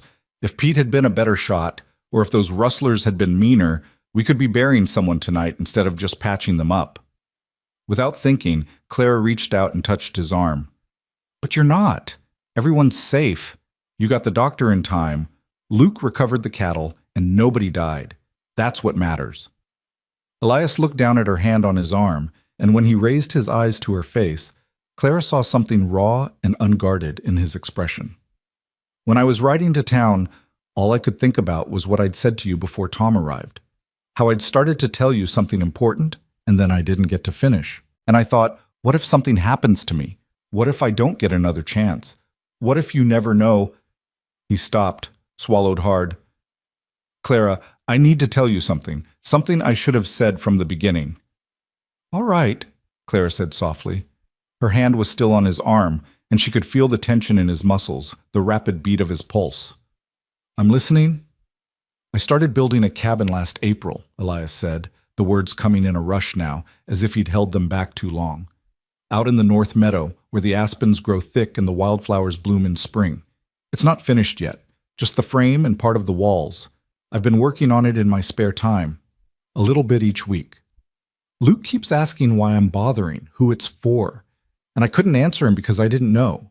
I just knew I needed to build it, needed to create something that wasn't this ranch, or my father's legacy, or my mother's memory, something that was mine, that I was making for the future, not the past." Clara's heart was hammering. "Why are you telling me this?" "Because when you walked into that saloon, when I saw you for the first time, I knew." His hand came up to cover hers where it rested on his arm. "I knew that cabin was for you. For someone like you, anyway. Someone strong and brave and not afraid of hard work. Someone who'd see this valley the way I see it and love it the way I love it. My mother, before she died, she made me promise I'd find someone to share this life with. She said she didn't want me to spend my years alone just because I was afraid of losing again. And I promised her I would try, but I didn't know how. Until I wrote that advertisement, until you came, until—" "Elias," Clara interrupted gently, "what are you saying?" "I'm saying I've been waiting for you since spring," Elias said, his voice rough with emotion. "I'm saying that cabin in the meadow is meant to be our home. If you'll have it. If you'll have me. I know it's too soon. I know we barely know each other. I know you came here for a job and not a husband, but Clara, He took a shaking breath. I think I'm falling in love with you. And I needed you to know that before another moment passed and something else tried to steal the words from me. Clara stood frozen, her mind reeling. A week ago, she'd been alone and desperate, with $3 to her name and no future beyond survival. Now here was this quiet, complicated man telling her he was building her a home, telling her he loved her, offering her everything she'd thought she'd never want again. I don't know what to say, she whispered. You don't have to say anything yet, Elias said quickly. I don't expect an answer right now. I just needed you to know. Needed you to understand that you're not just an employee to me. You've become... He struggled for words. You matter, Clara. You matter more than I know how to express. Clara looked up at him, at his weathered face and storm-gray eyes, and the hope and fear tangled together in his expression, and felt something inside her that had been frozen for so long begin to thaw. She thought about the past week, about the easy comfort of their dawn conversations, about the way he'd smiled when she'd successfully delivered her first foal, about how he'd looked at her tonight in her green dress like she was something precious. She thought about the cabin he was building in a meadow she'd never seen, about a future she hadn't dared imagine. You matter to me too, she said finally, her voice barely above a whisper. I didn't expect that.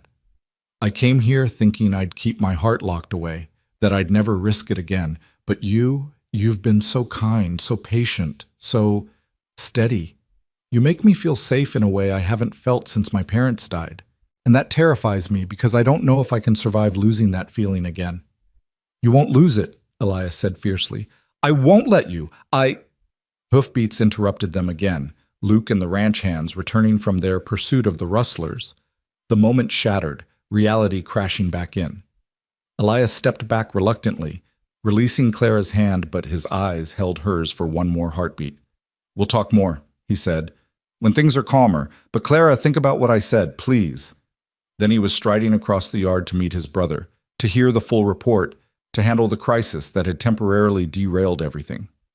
Clara watched him go, her hand still tingling where he'd held it, her heart full of confusion and possibility, and something that might have been hope. She returned to the stable and tried to focus on her work, but her mind kept circling back to Elias's words. A cabin in the meadow. A future. Love. The very things she'd told herself she didn't want, presented in a way that made them seem not like chains but like wings. Dawn came eventually, painting the sky in shades of rose and gold. Clara had just finished her final rounds when Elias appeared, looking exhausted but satisfied. Everything's settled, he said.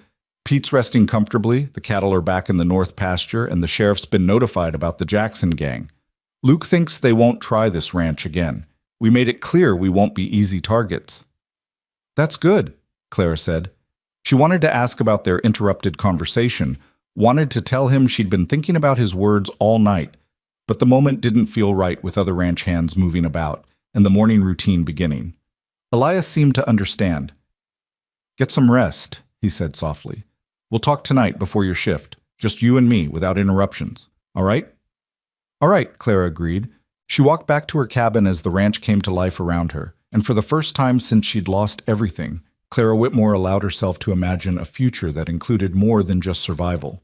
A future that included love and partnership and a home built in a meadow full of wildflowers. Whether she had the courage to reach for that future was a question she'd have to answer soon. But for now, she let herself hold the possibility close, fragile and precious as a newborn foal taking its first uncertain steps toward life. Clara didn't sleep that morning. She lay in her bed staring at the ceiling beams, watching dust motes dance in the afternoon sunlight that filtered through her windows, her mind churning with everything Elias had said. I've been waiting for you since spring. The words echoed in her head, both thrilling and terrifying in equal measure. She'd come west to escape the trap of marriage, to find independence and freedom. But what Elias was offering didn't feel like a trap. It felt like something else entirely. A partnership. A choice made freely rather than born of desperation. Finally, giving up on sleep, Clara rose and washed her face in cold water. She braided her hair with trembling fingers and put on her work dress, the sturdy gray wool that could withstand stable work. If they were going to talk tonight, she wanted to be clear-headed and honest, not drowsy and vulnerable. She wanted to know her own mind before she faced him again. The afternoon passed slowly. Clara tried to read from her mother's Bible but couldn't focus on the words. She attempted to mend a tear in her other dress, but pricked her finger 3 times and gave up. Finally, she wrapped herself in her shawl and walked down to the creek that ran along the edge of the ranch property, needing the sound of moving water to quiet her racing thoughts. The creek was half frozen, ice clinging to the banks while the center ran clear and quick. Clara sat on a large boulder and watched the water flow, thinking about currents and how they carried things forward, whether you were ready or not. She'd been carried here by grief and necessity, by loss and the desperate need to survive. But now she was being offered something else, a chance to stop merely surviving and start actually living again. The question was whether she had the courage to take it. "Thought I might find you here." Luke's voice made her jump. He was standing a few yards away, his hands in his pockets, his expression unusually serious. "Mind if I sit?" "It's your ranch," Clara said, making room on the boulder. "It's Elias's ranch, technically. Our father left it to both of us, but Elias is the one who really runs it. I just cook and handle supplies and try to keep him from working himself to death." Luke settled beside her, his long legs stretched out before him. "He told me what happened last night. What he said to you." Clara felt her cheeks warm. "He shouldn't have." "Don't be embarrassed.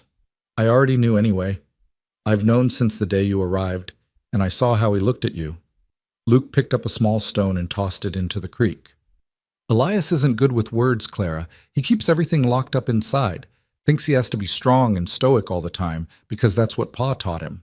But I've watched him for 5 years now, watched him grieve and struggle and slowly hollow himself out trying to keep this ranch running and honor our parents' memory. And then you showed up, and for the first time since Ma died, I saw him smile. Really smile, not just that polite thing he does for show." "Luke, I don't know if I can be what he needs," Clara said quietly. "I don't know if I can be what anyone needs. I'm still figuring out how to be what I need for myself." "That's fair," Luke said, "and I'm not here to pressure you or tell you what to do. You've got every right to say no, to keep things professional, to protect yourself. God knows you've been hurt enough already." He paused, choosing his words carefully. "But I want you to know something about my brother. When Elias loves something, he loves it completely. He doesn't do anything halfway. Our father was like that too, all or nothing, no middle ground. It's what made Pa a great rancher but a difficult man to live with. Elias is gentler than Pa was, more thoughtful, but he has that same capacity for absolute devotion." "That sounds like a warning," Clara said. "Maybe it is. Or maybe it's just information you should have before you make your decision." Luke stood, brushing dirt from his pants. "That cabin he's building, he started it the week after Ma died.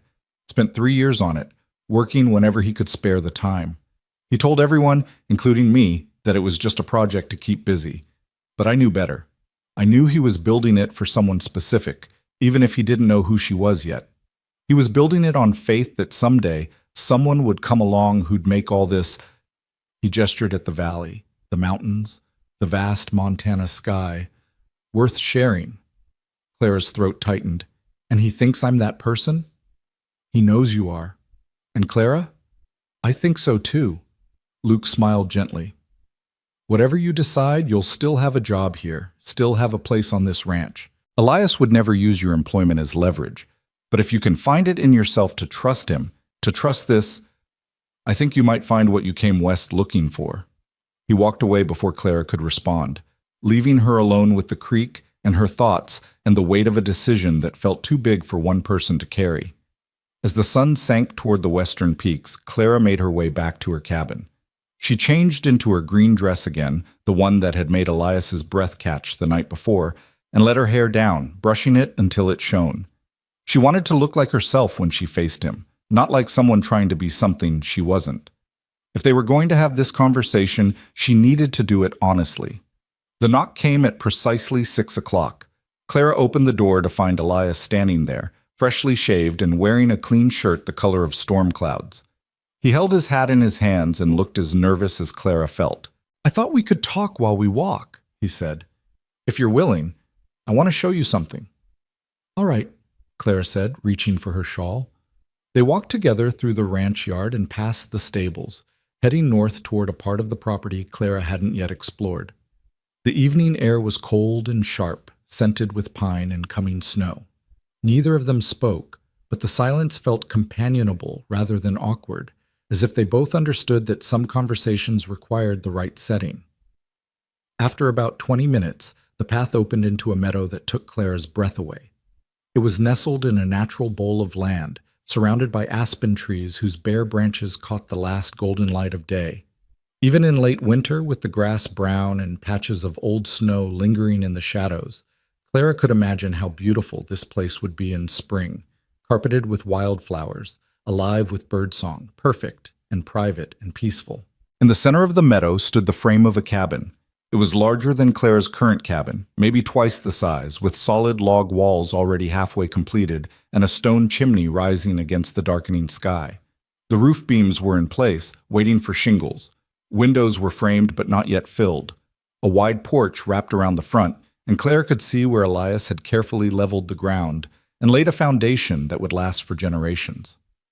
"It's beautiful," Clara breathed. "It will be, when it's finished." Elias led her closer, his hand resting lightly at her back. "I've been working on it for 3 years, like I said. Slow going when you're doing it alone and running a ranch at the same time. But I didn't want to rush it. I wanted it to be perfect." They stepped up onto the porch, and Elias pushed open the door. Already hung and fitted, Clara noticed, smooth on its hinges. Inside, the space was open and full of possibility. Clara could see where the main room would be, where a kitchen would fit, where a bedroom could be partitioned off. The fireplace was complete, beautifully crafted from river stone, and someone had left a stack of wood nearby as if anticipating the day when flames would warm these walls. "I've got plans for shelves there," Elias said, pointing, "and a proper stove for cooking, big windows on the south wall to catch the light and warmth, a loft upstairs for—" He stopped, cleared his throat, "for whatever might be needed." Clara walked slowly through the space, trailing her fingers along the smooth log walls. She could feel the care in every detail, the love poured into each carefully fitted joint. This wasn't just a structure. It was a promise made solid, a future carved from timber and stone and hope. "Why are you showing me this?" Clara asked, though she already knew the answer. "Because I want you to see what I'm offering," Elias said. He stood in the doorway, backlit by the fading light, his face serious and vulnerable. "Not just a job, not just a place to sleep, but a home, Clara. A real home. Built for you. Built for us, if you'll have it." Clara's eyes burned with tears she refused to let fall. "Elias, I barely know you. We've known each other less than 2 weeks." "I know, and I'm not asking you to marry me tomorrow. I'm not even asking you to decide right now." He stepped inside, closing the distance between them. "I'm just asking you to consider it, to think about what we could build here. Not just this cabin, but a life, a partnership, something real and lasting and worth fighting for." "I told myself I wouldn't do this," Clara said, her voice shaking.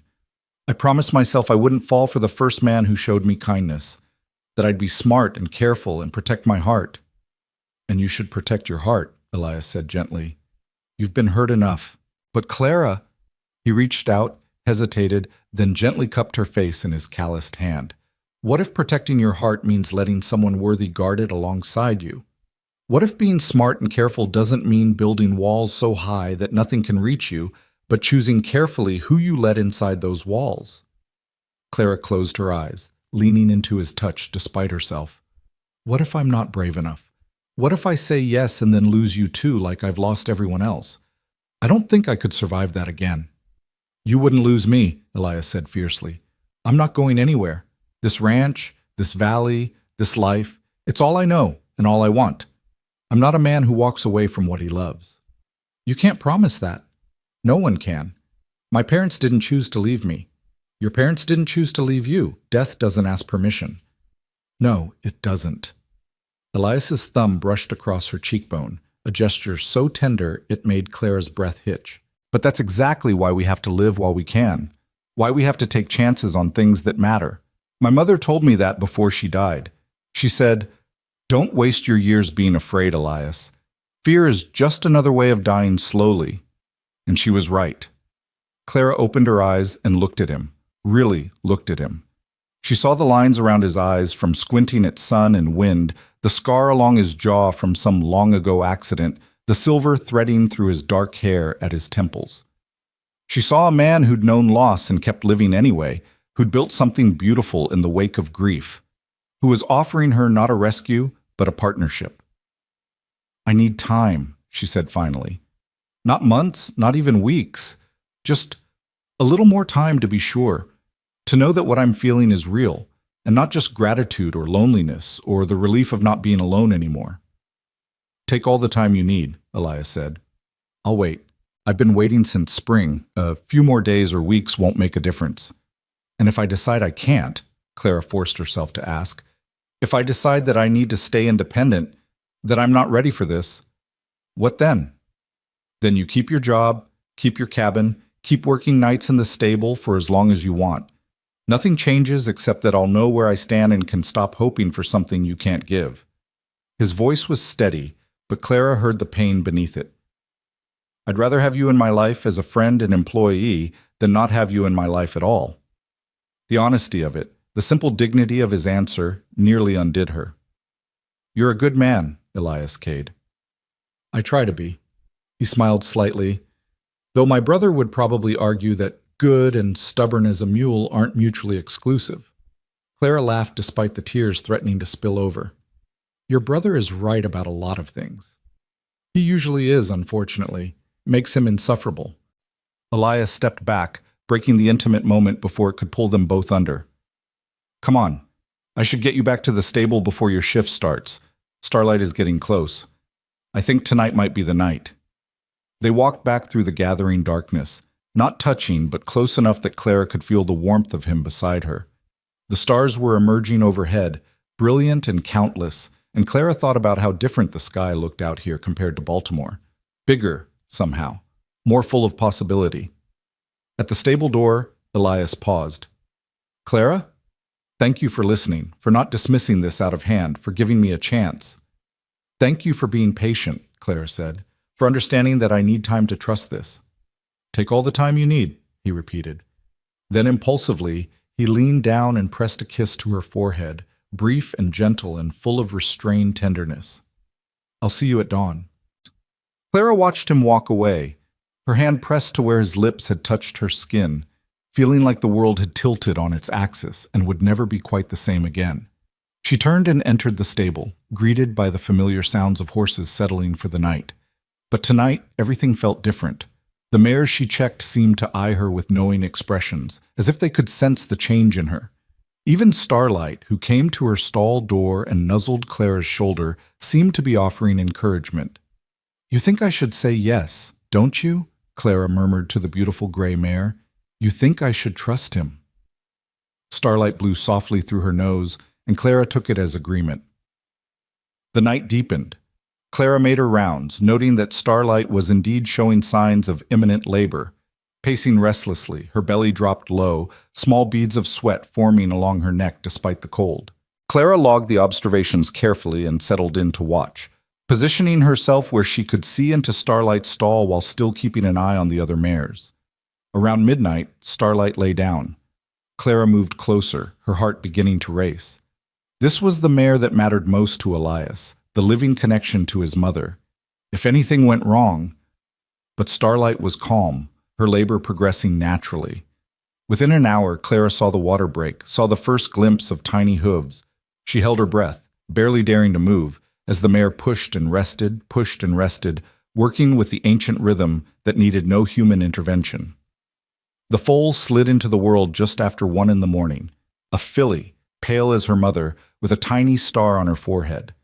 Clara cleared the membrane from her nose, rubbed her chest to stimulate breathing, and felt a surge of joy when the filly gasped and then began breathing steadily. Starlight turned immediately, nickering to her baby, licking her clean with devoted attention. The foal was perfect, long-legged and delicate, with her mother's elegant bone structure and intelligent eyes. Within 20 minutes, she was struggling to her feet, wobbling but determined.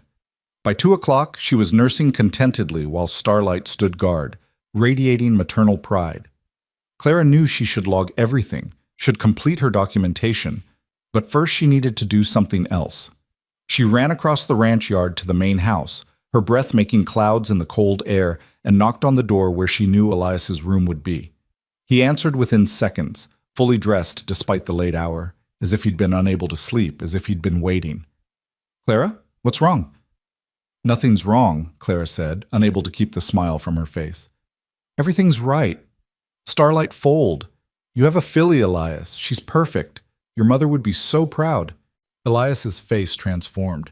Joy and relief and something almost like grief flashed across his features. "Can I see her?" "That's why I came to get you." They hurried back to the stable together. Elias stopped at Starlight's stall, his hands gripping the top of the door, and just stared. The filly was lying in the straw now, her sides rising and falling peacefully, while Starlight stood over her protectively. "She's beautiful," Elias whispered. "Look at her, Clara. She looks just like Starlight did when she was born. Same coloring, same build." His voice broke slightly. "Ma would have loved her." "What will you name her?" Clara asked softly. Elias was quiet for a long moment. "Hope," he said finally. "I'll name her Hope, because that's what she represents. Hope for the future. Hope that beautiful things can still come from loss. Hope that—" He turned to Clara, his eyes bright with unshed tears. "Hope that new beginnings are possible." Clara felt something inside her chest crack open, all the careful walls she'd built around her heart crumbling like they were made of nothing but sand. She looked at this man who'd waited through grief to find joy again, who'd built a home on faith that someone would come to share it, who'd just named a full hope because he still believed in tomorrow, despite everything yesterday had taken from him. And in that moment, Clara knew. She knew with a certainty that felt like coming home after a long journey, like finding solid ground after months of drowning. She knew that she loved him, not because he'd rescued her or because she was grateful, but because he was worthy of being loved, because he saw her as an equal and a partner, because when she looked at their future together, she didn't see a cage. She saw wings. "Elias," she said, her voice steady despite her racing heart, "ask me again." He turned to face her fully, understanding dawning in his eyes. "Clara, ask me again," she repeated. "About the cabin, about the future, about us." Elias took her hands in his calloused palms warm and solid against her fingers. "Clara Whitmore, will you build a life with me? Will you let me love you, not as someone to be saved or possessed, but as a partner and equal? Will you share this valley, this ranch, this crazy, beautiful, difficult life, and make it ours together?" Clara felt tears slip down her cheeks, but for the first time in over a year, they were tears of joy rather than grief. "Yes," she said simply. "Yes to all of it. Yes to you." The kiss that followed was everything Clara had never known she wanted, gentle but passionate, tentative but certain, full of promise and possibility. Elias's hands came up to frame her face, his touch reverent, as if he couldn't quite believe she was real. Clara wound her arms around his neck, pressing closer, letting herself feel safe for the first time in longer than she could remember. When they finally broke apart, both breathing hard, Elias rested his forehead against hers. "Are you sure?" he asked. "Truly sure? Because once you say yes, I'm never letting you go." "I'm sure," Clara said. "I've never been more sure of anything in my life."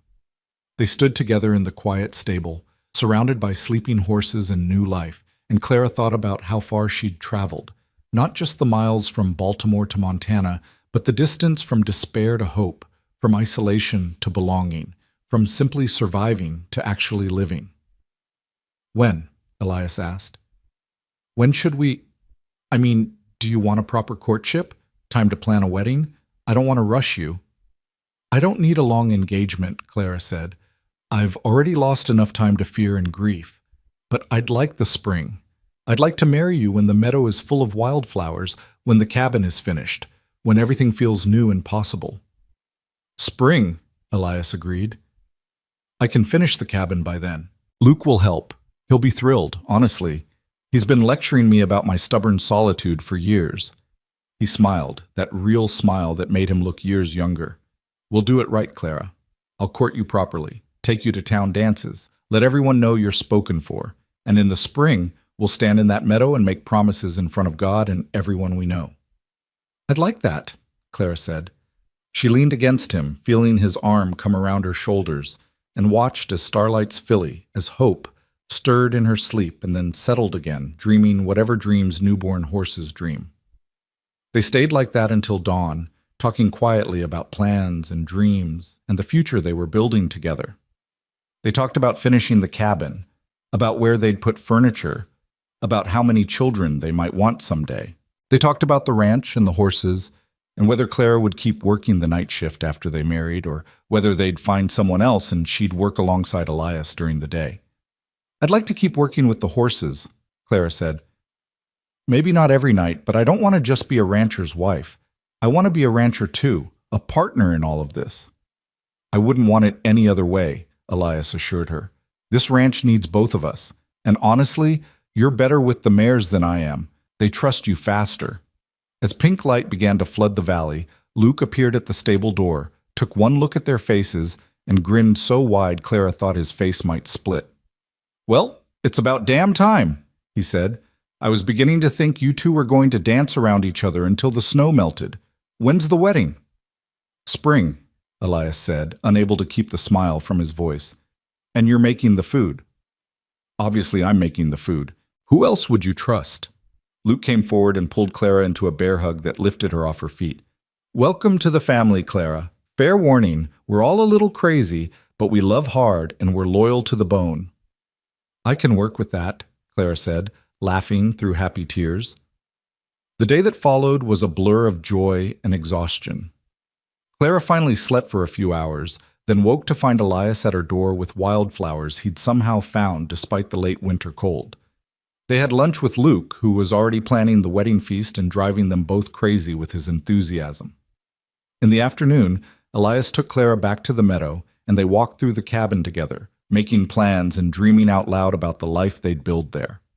That evening, before Clara's shift, they rode into town together. Elias wanted to do things properly, wanted to tell people that Clara Whitmore was going to become Clara Cade, wanted the world to know that the woman who'd answered his advertisement had become the answer to prayers he'd barely dared to speak. The town reacted exactly as Clara expected, with surprise, speculation, and eventually genuine happiness. The women in the general store clucked and cooed over Clara's news, offering advice and help with wedding preparations. The men congratulated Elias with knowing grins and backslaps.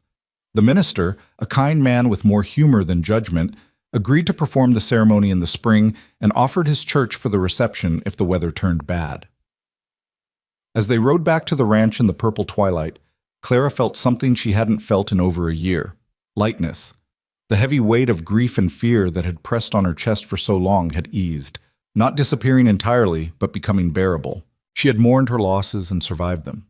Now she was being given the chance to build something new from the ashes of what had been destroyed. "Happy?" Elias asked, reaching across the distance between their horses to take her hand. "Terrified," Clara admitted. "But yes, happy too." "Good, because Clara, you've made me happier than I thought I'd ever be again. You came into my life like a gift I didn't know I'd been waiting for, and now I can't imagine any future that doesn't have you in it." Clara squeezed his hand, holding tight to this good man who'd been brave enough to hope, who'd been patient enough to wait, who'd been wise enough to see in her not a woman to be saved, but a partner to walk beside through whatever came next. The ranch appeared ahead of them, lights glowing warm in the gathering darkness, and Clara thought about how the word home meant something entirely different now than it had just 2 weeks ago. Home wasn't just a place anymore. It was this valley, these horses, this man, this life they were choosing together. It was hope, reborn in the deepest cold of winter, promising that spring would come again. The weeks that followed their engagement passed in a rhythm that felt both dreamlike and utterly real. Winter began its slow retreat from the valley, the days growing incrementally longer, the snow melting to reveal brown earth that would soon burst with green. Clara continued her night shifts in the stable, watching over the remaining mares as they foaled one by one, each birth a small miracle that never lost its power to move her.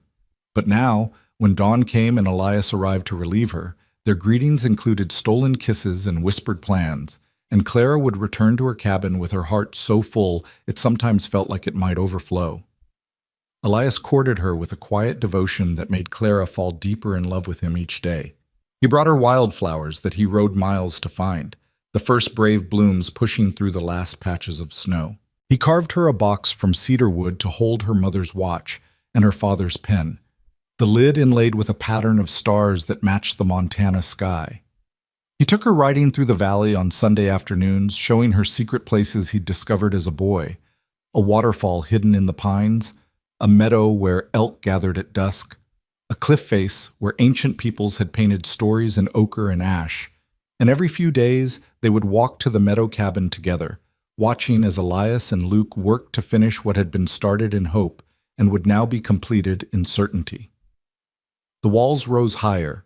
The roof was shingled against spring rains, windows were fitted and sealed. Clara chose paint colors for the interior, warm cream for the walls, deep blue for the shutters, and Elias built her shelves exactly where she wanted them, asking her opinion on every detail as if her thoughts were treasure. Luke was delighted by the whole situation, taking credit for their happiness with shameless enthusiasm. "I knew from day one," he'd announced to anyone who'd listen at the Rusty Spur Saloon. "The moment she walked in here, I told Elias, 'That's your woman right there.' And was I right? Of course I was right. I'm always right about these things." "You told me no such thing," Elias would mutter, but he'd be smiling as he said it, and Luke would just laugh and order another round for the house in celebration. The town of Willow Bend embraced Clara as one of their own once word spread of the engagement. The women included her in their quilting circles and church socials, sharing recipes and stories and the kind of practical wisdom that helped people survive in hard country. The men tipped their hats to her respectfully, and the children waved when they saw her in town. Clara, who'd felt so alone for so long, found herself part of a community in a way she hadn't experienced since her parents died. But it was Sarah, the schoolteacher who'd captured Luke's heart, who became Clara's closest friend. Sarah was a transplant too, from Philadelphia originally, with quick wit and kind eyes and a refreshing directness that Clara appreciated. They met for tea at Sarah's small house near the schoolhouse, and Sarah listened to Clara's fears about marriage and independence with understanding. "Luke asked me once why I came west," Sarah said, pouring more tea into Clara's cup. "I told him the truth. I came because in Philadelphia, being a schoolteacher meant being a spinster, meant giving up any hope of marriage and family because society said I couldn't have both. Out here, things are different. Harder in some ways, yes, but freer too. You can be a wife and still be yourself. You can love a man and not lose your identity to him." "That's what Elias promises," Clara said, "but I'm still afraid. What if is the question that keeps us all from living?" Sarah interrupted gently. "Clara, I've watched you with him. I've seen how he looks at you, not like property, not like a prize he's won, but like a partner he's grateful to have found. That's rare. That's precious. Don't let fear steal it from you." Clara took the words to heart, letting them ease the last lingering doubts that sometimes woke her in the dark hours before dawn. March gave way to April, and the valley transformed. The meadow grasses pushed through the thawing earth, tender and impossibly green. Wildflowers began their ascent. First the hardy mountain flowers that could brave the cold, then the delicate blooms that waited for true warmth. Aspens leafed out in tender green, and the creek ran high and wild with snowmelt from the peaks. The ranch came alive with new foals learning to run, with cattle grazing the fresh grass, with birds returning from their southern migrations to claim territories and build nests. And the cabin was finished. Elias had worked on it with fierce determination through the final weeks, often laboring past sunset by lamplight, driven by the need to have it ready for their wedding. Luke helped when he could, as did several ranch hands who'd grown fond of their quiet boss and his eastern bride-to-be. They installed a beautiful iron stove for cooking, built a bed frame from pine, and fitted it with a real mattress ordered from town, hung curtains that Clara had sewn herself from fabric Sarah helped her choose. On a Sunday in mid-April, Elias took Clara's hand and led her to the meadow. The aspens were fully leafed now, their branches whispering in the warm breeze. Wildflowers carpeted the ground in waves of color, purple lupine, yellow arrowleaf balsam root, pink shooting stars. white yarrow. It was so beautiful it made Clara's throat tighten with emotion. The cabin stood at the heart of it all, no longer a promise, but a reality. Smoke curled from the chimney. Luke had come ahead to start a fire, and the windows gleamed clean and bright in the afternoon sun. "It's done," Elias said simply. "It's ready for you, for us." They walked inside together, and Clara felt tears prick her eyes at what she found. The main room was furnished with the table and chairs Elias had built during the winter, a rocking chair placed near the fireplace. The shelves she'd requested already filled with books that Elias had quietly collected, novels and poetry and practical guides to ranching and horse breeding. The bedroom held the new bed piled high with quilts, a wardrobe for their clothes, a small desk by the window where Clara could write letters or keep ranch records. But it was the small details that undid her completely. A vase on the table held fresh wildflowers. Her mother's Bible sat on the bedside table, her father's pen beside it. Above the fireplace hung the photograph of her family, carefully framed, given a place of honor in their new home. "You brought my things," Clara whispered. "They belong here," Elias said. "Your past, my past, our future, all of it belongs here together. This isn't just my home that I'm letting you into, Clara. It's ours, built for both of us." Clara turned and kissed him, pouring into that kiss all the gratitude and love and wonder she felt. When they finally broke apart, Elias was smiling that real smile she loved, the one that transformed his whole face. "Marry me here," he said. "Not in town, not in the church, but here in this meadow, with the wildflowers and the mountains, and everything that matters to us. Let this be where we start our life together." "Yes," Clara said. "Yes, absolutely yes." The wedding was set for the last Saturday in April. Clara had protested at first that 3 weeks wasn't enough time to prepare, but Sarah had laughed and said, "Clara, this is Montana territory, not Baltimore society. All you need is a dress, a minister, and people who love you. Everything else is just decoration." So Clara wore her mother's wedding dress, carefully preserved and only needing minor alterations to fit. The cream-colored silk was simple but elegant, with lace at the collar and sleeves, and wearing it made Clara feel like her mother was with her in spirit, blessing this new beginning. Sarah wove wildflowers into Clara's hair, and Luke's Sarah loaned her a pearl necklace that had belonged to her grandmother, checking off the something borrowed tradition. The day of the wedding dawned clear and warm, the sky an endless blue unmarred by clouds. Clara woke in her cabin for the last time, her stomach fluttering with nervous excitement. Sarah arrived early to help her dress and calm her jitters, chattering about the beautiful weather and the fact that Luke had been up since dawn cooking enough food to feed the entire county. "He's nervous too," Sarah confided. "He wants everything to be perfect for you and Elias. I found him at 4 this morning, frosting a cake and muttering about whether the chicken would be moist enough." Clara laughed, her nerves easing. "Tell him everything will be perfect, regardless of the chicken's moisture content." By noon, people began arriving at the meadow. The whole town of Willow Bend seemed to have turned out. Ranchers and shopkeepers, the doctor and the sheriff, families with children who ran shrieking with joy through the flowers. Ranch hands from Silver Ridge and neighboring spreads came dressed in their Sunday best, bringing gifts of practical household items and warm wishes. Even the stagecoach driver who'd brought Clara to town arrived, presenting her with a silver picture frame and gruff congratulations. The minister stood beneath an arch that Luke had constructed and decorated with pine branches and ribbons. Chairs were arranged in rows facing the arch, but many people simply stood or sat on blankets spread across the meadow grass. Someone had brought a fiddle, and music drifted across the afternoon air, joyful and bright and perfectly suited to the day. Clara waited at the edge of the meadow with Sarah, watching as the guests assembled.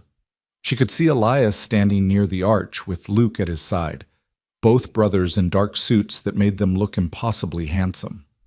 Elias was scanning the crowd with barely concealed anxiety, and Clara's heart swelled with love for this man who'd been strong enough to wait, brave enough to hope, wise enough to see what they could be together. "Ready?" Sarah asked, squeezing Clara's hand. "I've been ready since the night I said yes," Clara said. The fiddle began playing a traditional wedding march, and the crowd fell silent. Clara stepped into the meadow, walking alone because she had no father to give her away, and because she wanted it this way, wanted to walk toward her future on her own feet, making this choice freely and completely. Every step through the wildflowers felt significant. Every face she passed was smiling. And when she raised her eyes and saw Elias watching her approach with such naked love and wonder on his face, Clara felt the last piece of her broken heart click back into place.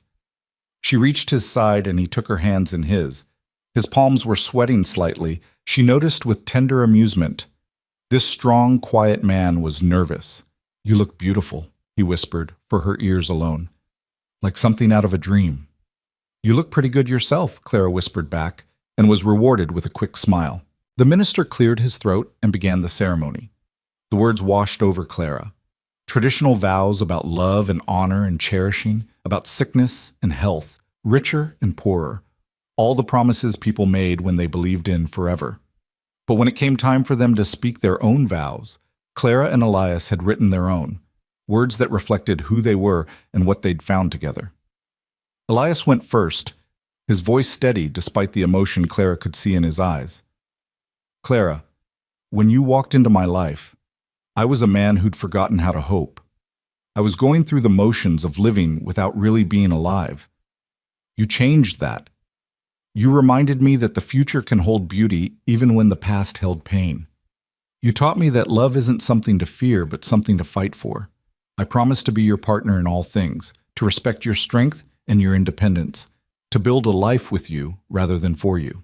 I promise to love you not just in the easy moments, but in the hard ones too, to stand beside you through whatever comes, to be worthy of the trust you're placing in me today." Clara's vision blurred with tears, but she blinked them back, needing to see his face clearly as she spoke her own vows. "Elias, I came west looking for independence, for a job, for freedom from a life that felt like a cage. What I found instead was something I didn't know I was searching for. A home, a partner, a future worth building. You've shown me that independence and love aren't opposites, that I can be strong on my own and stronger with you beside me. You've given me space to heal, time to trust, and the freedom to choose this love rather than being forced into it by circumstance. I promise to be your partner in this ranch and in this life, to work beside you rather than behind you, to love you with the same devotion you've shown me. I promise to never let fear steal our happiness, to fight for us the way you fought for me." The minister smiled, clearly moved by their words. "Then by the power vested in me by Montana Territory, and by the grace of God, I now pronounce you husband and wife. Elias, you may kiss your bride." Elias pulled Clara close and kissed her as the crowd erupted in cheers and applause. It was a kiss full of promise and joy and relief that they'd finally reached this moment. When they broke apart, both smiling through happy tears, Clara looked out at the sea of friendly faces and felt overwhelming gratitude for this community that had welcomed her, for this man who'd waited for her, for this life that was now theirs to build together. The reception that followed was exactly what a Montana Territory wedding should be: loud, joyful, full of good food and better company. Luke's feast was magnificent, and he accepted compliments with barely concealed pride. There was dancing in the meadow as the sun sank lower, couples whirling across the grass while the fiddle played, and children chased each other in dizzy circles. Clara danced first with Elias, who surprised her by being far more graceful than his stoic demeanor suggested. Then with Luke, who spun her so enthusiastically she nearly lost her flower crown. Then with the dozen other men who wanted to congratulate the bride. As twilight painted the sky in shades of pink and gold, the guests began to depart, calling out final congratulations and well wishes. Luke and Sarah were among the last to leave, Luke pulling his brother into a fierce hug. "You did good, little brother," Luke said, his voice thick with emotion. "Ma and Pa would be so proud. I'm so proud." "Thank you," Elias said quietly, "for everything, for believing this was possible when I'd stopped believing it myself." Luke just nodded, too moved to speak, and led Sarah away toward the ranch house where they'd stay the night, giving the newlyweds privacy in their new home. Finally, Clara and Elias stood alone in the meadow as the first stars began to appear. The cabin glowed with warm lamplight, smoke curling from the chimney, waiting for them. "Mrs. Cade," Elias said, testing out the name. "How does that sound to you?" "Strange," Clara admitted. "But good strange." like putting on new clothes that will eventually feel like they were made for you. Elias laughed and swept her up in his arms, carrying her toward the cabin despite her surprised shriek. Then let's go break in our new life properly. He carried her across the threshold and set her down gently in the middle of their main room. The fire crackled cheerfully, casting dancing shadows on the walls. Their belongings were mixed together now on the shelves, his books beside hers, her mother's Bible next to his father's old journals, two lives intertwined into one. "I love you," Clara said, the words coming easily now, no longer frightening. "I love you, and I'm so glad I took the midnight job at your ranch. So glad I answered your advertisement. So glad I was brave enough to say yes to this." "I love you too," Elias said, cupping her face in his hands. "And Clara, I'm going to spend the rest of my life making sure you never regret that bravery." They stood together in the home he'd built with hope and she'd filled with love, and kissed as the Montana stars wheeled overhead and the future spread before them like the meadow in spring, vast and beautiful and full of wild, wonderful possibility. The years that followed were not without their challenges. The ranch faced hard winters and dry summers, market downturns, and the occasional bout of disease among the livestock. Clara and Elias had disagreements about everything from horse breeding strategies to whose turn it was to wake up with their crying babies. There were losses, good horses who died too young, friends who moved away or passed on, struggles that tested their strength and their commitment. But through it all, they held to the promises they'd made in the meadow that April afternoon. They worked side by side, true partners in every sense.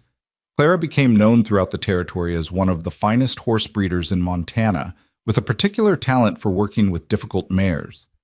Elias expanded the ranch's operations, always consulting Clara on major decisions, valuing her insight as much as his own. Together they built something stronger than either could have created alone. 3 years after their wedding, Clara gave birth to their first child, a daughter they named Grace, after Elias's mother.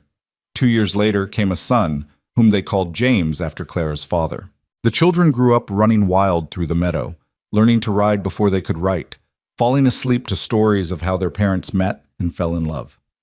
Luke married Sarah the year after Clara and Elias wed, building his own cabin in the valley and raising 4 boisterous children who were constantly underfoot at Silver Ridge Ranch.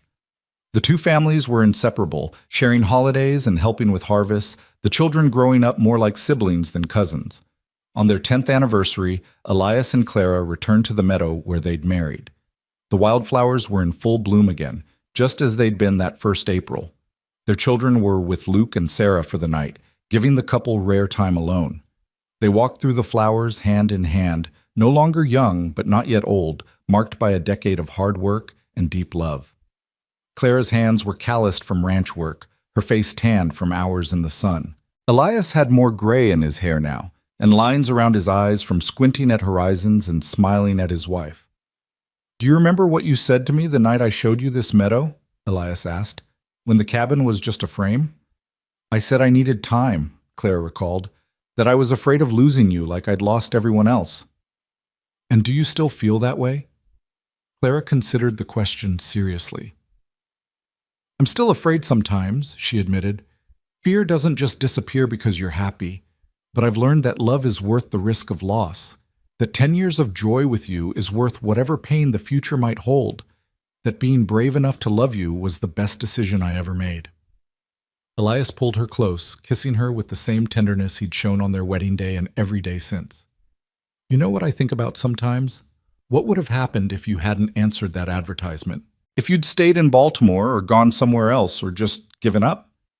"But I didn't," Clara said. "I came west. I took the midnight job at a cowboy's ranch. I was unaware he'd been waiting for me since spring, but somehow, in ways I'll never fully understand, I was exactly what he needed. And he was exactly what I needed too." "We were lucky," Elias said. "We were brave," Clara corrected. "Luck is finding each other. Bravery is choosing each other, even when it's scary, even when it's hard, even when the sensible thing would be to protect yourself from potential pain. We were brave, Elias, and that made all the difference." They stood together in the meadow as the sun set and the stars emerged, and Clara thought about the girl she'd been 10 years ago, desperate, grieving, convinced she wanted nothing more than independence and isolation. That girl couldn't have imagined this life, couldn't have believed that love could be partnership rather than possession, that home could be a person as much as a place, that the midnight shift watching horses could lead to a dawn filled with family and purpose and deep, abiding joy. She'd come west searching for independence. Instead, she'd found freedom, the freedom to choose love without losing herself, to build a life that honored both who she'd been and who she was becoming, to create something beautiful from the ruins of what she'd lost. "Thank you," Clara whispered against Elias's chest, listening to the steady beat of his heart. "For what?" he asked, his hand stroking her hair.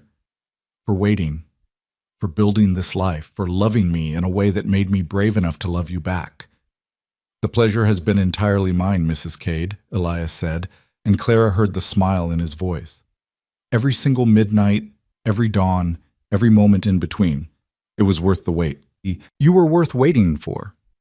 They walked back to their cabin as the Montana night settled around them, the windows glowing with lamplight, their children's laughter echoing in memory through the walls.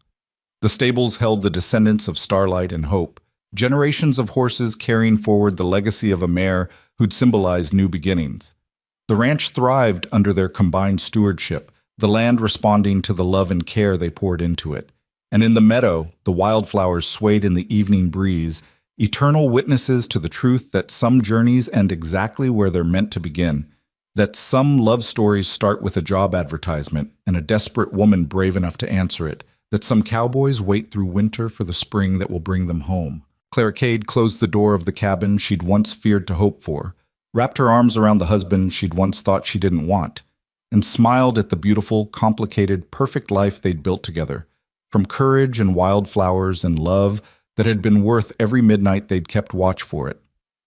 The stars wheeled overhead, the mountains stood eternal, and in a meadow in Montana territory, hope bloomed perennial and true, reminding anyone who cared to see that even in the darkest winter, spring always comes for those brave enough to wait for it.